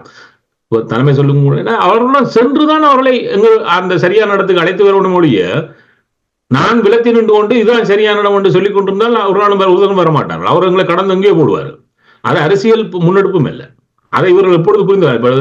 ஒரு தொலைக்காட்சியில் பேசுகின்ற பொழுது கேட்டார்கள், நீங்க 2 முறை இதை கோரிக்கை வைத்தீர்களே, மக்கள் நிராகரித்து விட்டார்கள் என்று. ஆம் என்றார்கள். அப்ப நிராகரித்து விட்டவர்கள் ஏன் 3ஆம் தரம் வைக்கிறீர்கள் என்பதற்கு ஏதாவது பதில் இருக்கிறதா என்றால், யாழ்ப்பாணம் மாவட்டத்தில் கடந்த முறையிலும் பார்க்க, என்ன யாழ்ப்பாணம் மாவட்டத்தில் தான் அவர்கள் ஆலோசனையும் இருக்கிறார்கள், மற்ற இடங்கள் கிடையாது. கடந்த முறை பார்த்தீங்கன்னா யாழ்ப்பாணம் மாவட்டத்தில் அதிகரித்த வாக்குப்பதிவாக 3,71,000 வாக்குகள் போன முறை கடந்த வருடம். இந்த முறை அது 3,91,000. இன்னும் 20,000 மக்கள் கூட வாக்களித்திருக்கிறார்கள் யாழ்ப்பாணத்தில். அப்படின்னு சொன்னால் உங்களை மக்கள் கடந்து தானே போகிறார்கள். அப்ப நீங்கள் பாருங்கள், 2029 இருந்தாலும் அவர்கள் என்ன சொல்லுவார்கள்? பைசரிக்கணும்னு சொல்ல போறீர்கள். அப்ப நீங்கள் ஒரு எண்ணத்தை கற்றுக்கொள்கிறீர்கள். இப்ப நாங்கள் எங்கேயோ மக்களை அழைத்து செல்லணும்னு சொன்னால் அவருடன் சேர்ந்து தானே பயணிக்க வேண்டும். அப்ப மக்கள் உங்களை கடந்து பயணிக்கிறார்கள் சொன்னால் அதை எவ்வாறு எங்களுக்காக லாபமாக பயன்படுத்துவது என்கின்ற ஒரு பொறுமை இருக்கிறது. இன்னொன்று இருக்கிறது, இந்த இதுக்கு பின்னர் நிறைய விடயங்கள் நாங்கள் இந்த களத்தை நகர்த்துவதற்காக சிந்திக்க வேண்டியிருக்கிறது. இது உடனடியாக சவாலுக்கு வரப்போகிறது. இந்த சவாலை கடந்தும் இதை எவ்வாறு நகர்த்துவது என்றால், இதுக்குள்ள இருக்கக்கூடிய பல பழக்கங்களுக்கு தெரிகிறது. ஆனால் எங்களுக்கும் ஒரு மாற்றம் தேவைப்படுகிறது என்பது மக்களுக்கான நம்பிக்கை. அந்த நம்பிக்கையை எவ்வாறு வலுப்படுத்துவது, இதில் எந்தெந்த அணிகள் சேர்க்கப்படுவது என்னால் எங்களிடம் ஒரு வரலாறு இருக்கிறது. இலங்கையினுடைய பாராளுமன்றத்தில் அதிகூடிய வயதை கொண்ட தமிழ் பாராளுமன்ற உறுப்பினர்களை கொண்டவர்கள் தமிழர்கள் என்ற ஒரு இதை என்றோம். இதுல என்ன பெருமை இருக்குன்னே தெரியவில்லை. ஏன்னா நான் பாராளுமன்றத்தை சேர்ந்தா சாகும் வரையும் பாராளுமன்ற உறுப்பினராக இருக்கணும். அப்ப என்னென்று மாற்றம் பெறும் எங்கள்கிட்ட? இதான் நாங்கள் பலிப்பது. இப்ப இதை எங்களிடம் என்ன, இதை பற்றி யாரும் பேசவில்லை அவர் இருக்கின்ற பொழுது. இப்பொழுது அப்ப இதுல என்ன ஒரு விடயம் இருக்குன்னு சொன்னால், நாங்கள் இப்பொழுது பாருங்கள், அதை கடந்து விட்டால் அடுத்த ஒருவர் இருக்கிறார். அவர் சொல்லுகிறார், நான் உள்ளே சென்று தமிழர் விடுதலைக்காக வாக்களித்து விட்டு வந்தேன். அது என்ன வாக்குன்றதே அவர் சொல்ல முடியவில்லை. ஏன்னால் அவருக்கு கூட அது பயம், அதை வெளிப்படையாக சொல்லுவதுங்க. அப்ப நீங்கள் என்னென்ன ஐயா தலைவராக இருக்க போறீங்க? அப்ப இவர்கள் அல்ல, இந்த மாற்றத்தினுடைய வெளிப்பாடாக எவ்வாறு தமிழர்கள் செல்ல வேண்டும் என்பதற்கான கதவு திறக்கப்பட்டிருப்பதை எவ்வாறு நாங்கள் பயன்படுத்த போகிறோம் என்பதுதான் எங்களுக்கு முன்னால் இருக்கக்கூடிய சவால். அதை சரியாக இந்த மக்களை அழைத்து செல்லுகின்றதும், இந்த மாற்றத்துக்கான வெளிப்பாடு எவ்வாறு தமிழர் சமூகத்தில் ஒருங்கமைக்கப்படுகிறது என்பதையும் காட்ட வேண்டிய தேவை. ஏன்னா ஜேவிபி கூட்டத்தில் நீங்க பார்த்திருப்பீர்கள், இளையவர்கள் பேசினார்கள் மேடையில் இருந்து கொண்டு. ஃபுல்லா குர்தா போட்டிருந்த முஸ்லிம் இளைய பெண்ணும் பேசுகிறார். அவர்களோட ஒரு செய்தியை அந்த மக்களுக்கு சொல்ல முனைகிறார்கள். நீங்கள் இந்த உடுப்போட இருந்தா கூட எங்களுக்கு பிரச்சனை இல்லையா? அப்ப தமிழர்களுடைய விடயத்தில் இந்த மேடைகள் கடைசியாக கிட்டுப்பூங்கா நடந்த மேடையில் இருந்ததை பார்த்து நான் சிரித்து கொண்டிருக்கிறேன். ஒருவர் எங்களை மூத்தவர் ஒருவர் விழிக்கிறார், இவர் யார் தெரியுமா என்று சொல்லி. இன்னொன்றே சொல்லுகிறேன், இப்ப எங்களுக்கு பல விடயங்கள் சொல்ல முடியாத தோழர் இருந்தாலும் அதை கனகாலம் ஒழிக்க முடியாது. நான் முன்னரும் சொல்லியிருக்கிறேன். இப்ப நாங்கள் இந்த கூட்டமைப்பில் இருந்த கட்சியில் ஒருவரை சேர்க்கின்ற பொழுது 2002 கூப்பிட்டு பேசுகின்ற பொழுது அவர் ஒருவர் சொன்னாராம், தலைமையிடம் சொன்னது, அவரை சொன்னது தான் சொல்லுகிறேன், நம்ம இங்க வந்து சேர்ந்தால் எங்களுக்கு காசு தருவார் நிப்பாட்டி போடுவார். என்ன தான் கேட்டா, எவ்வளவு காசு தருவேன்? 25 லட்சம் மாசம் தருகிறான். நான் அந்த காசை தருகிறேன், அந்த காசை வாங்கி கொண்டா நீங்க வந்து சேர்ந்தவர். அப்ப தமிழ் தேசியத்துக்கு அவர் பேசிய விலை 25 லட்சம். ஆனா இன்று அவர்கள் தமிழ் தேசியம் பேசுகிறீர்கள். அப்ப அங்கேயே 25 லட்சம் வாங்கின நீங்கள் இன்றைக்கு புனிதர்கள் போல பேசுகின்றவர்கள் உங்களுக்கு இருக்கிறார்கள். இப்ப இவர்களிடம் போய் இதை பற்றி பேசினால் அப்ப இவர்களை நம்பி நாங்கள் பயணிக்க முடியுமா என்பதுதான் கேள்வி. அப்ப நாங்கள் இதை கடந்த தளத்தை உருவாக்கினால் இவர்களை எல்லாத்தையும் தூக்கி கரையில விட்டுட்டு மக்கள் வருவார்கள். அப்ப எங்களிடம் இருக்கக்கூடிய கேள்வி என்ன சொன்னால், இதுக்கு என்னத்தை நாங்கள் திட்டமிட்டு நகர்த்த போகிறோம்? இதுக்கு நிறைய சவால்கள் இருக்கிறது. இந்த சவால்களை கடந்து மீண்டும் ஒரு நம்பிக்கையை மக்களிடம் இது உருவாக்கி இருக்கிறது. இந்த நம்பிக்கை உடனடியாக சிதைந்து போவதற்கான வாய்ப்பு எங்கள் கண் முன்னால் தெரிகிறது இந்த வாரமே. இல்லை, ஏன்னா மக்கள் இப்பொழுதுமே என்ன எதிர்பார்ப்பார்கள், இந்த பாராளுமன்ற தேர்தலில் இவர்கள் என்ன செய்ய போறாங்க? அது ஒரு விச பரீட்சைக்குள்ளே வரப்போகிறோம். இந்த விச பரீட்சையை கடந்துதான் ஆக வேண்டும். கடந்தோம் என்றால் அடுத்தடுத்த கட்டங்களை நோக்கி நகர்த்தலாம். இன்னொன்று இருக்கிறது, இந்த பொது கட்டமைப்பு வெறுமையாக தமிழ் அரசியலுக்கானது மட்டுமாக இருக்க முடியாது. தமிழுடைய வாழ்வியலில் முக்கியமான பொருளாதாரம், சுகாதாரம், கல்வி என்ற எல்லா விடயங்களிலும் அது தன்னுடைய காலை பதிக்குமாக இருந்தால் அது வெற்றிகரமாக இந்த சமூகத்தில் பல வடிவங்களில் நம்பிக்கையை உருவாக்கி இந்த சமூகத்தை அது அழைத்து செல்லும். அதற்கான வடிவங்கள் தெரிகிறது. அதை இது எவ்வாறு வலுப்படுத்த போகிறோம் என்பது எங்கள் அனைவருக்கு முன்னால் இருக்கக்கூடிய பணியாக நாங்கள் இங்கு சொல்லிக்கொள்ளலாம். நம்பிக்கை நம்பிக்கை நம்பிக்கை என்று இருவருமே அடிக்கடி கூறினீர்கள். அந்த நம்பிக்கையை தமிழ் மக்கள் கையில் எடுத்து ஒரு அடிமட்டத்திலிருந்து திட்டமிடுதலை சிறப்பாக செயல்படுத்த வேண்டும். அடிக்கடி நாங்கள் கூறுவோம், ஒரு ஃப்ரேம் ஒர்க் இருக்க வேண்டும் என்று கூறுவோம். அந்த ஃப்ரேம் ஒர்க்கை, அந்த திட்டமிடுதலை சரியாக செயல்படுத்துவார்களாக இருந்தால் நான் நினைக்கின்றேன் எதிர்பார்க்கின்ற அந்த வேணுவாவை அடைவதற்கு நீண்ட காலம் தேவையில்லை. ஜேவிபியினுடைய நிலைப்பாடுகளை நீங்கள் இருவருமே சிறப்பாக கூறினீர்கள். நேரு குணரட்னம் அவர்களே, அருஸ் அவர்களே, உண்மையிலே fascinating discussion. I really enjoyed. எனக்கு மிக மகிழ்ச்சியாக இருந்தது. இந்த 1.5 மணி நேரமும் இருவரிடம் இருந்து உங்களுடைய கருத்துக்களை கேட்கும் பொழுது மிகவும் மிகவும் சிறப்பாக இருந்த ஒரு புத்துணர்ச்சியை தருகின்றது. இதிலிருந்து எங்களுடைய மக்கள் நிறைய விடயங்களை கற்றுக்கொண்டு மாற்றங்களை ஏற்படுத்துவதற்கு அவர்களும் தங்களுடைய பங்களிப்பை செய்வார்கள் என்று கூறிக்கொண்டு இன்றைய அரசியல் கலை நிகழ்ச்சியை தொடர்ந்து நிறைவு கொண்டு வருவோம். நன்றி, வணக்கம் அரசு அவர்களே. நன்றி, வணக்கம் நேரு குணரட்னம் அவர்களே. நன்றி. நன்றி.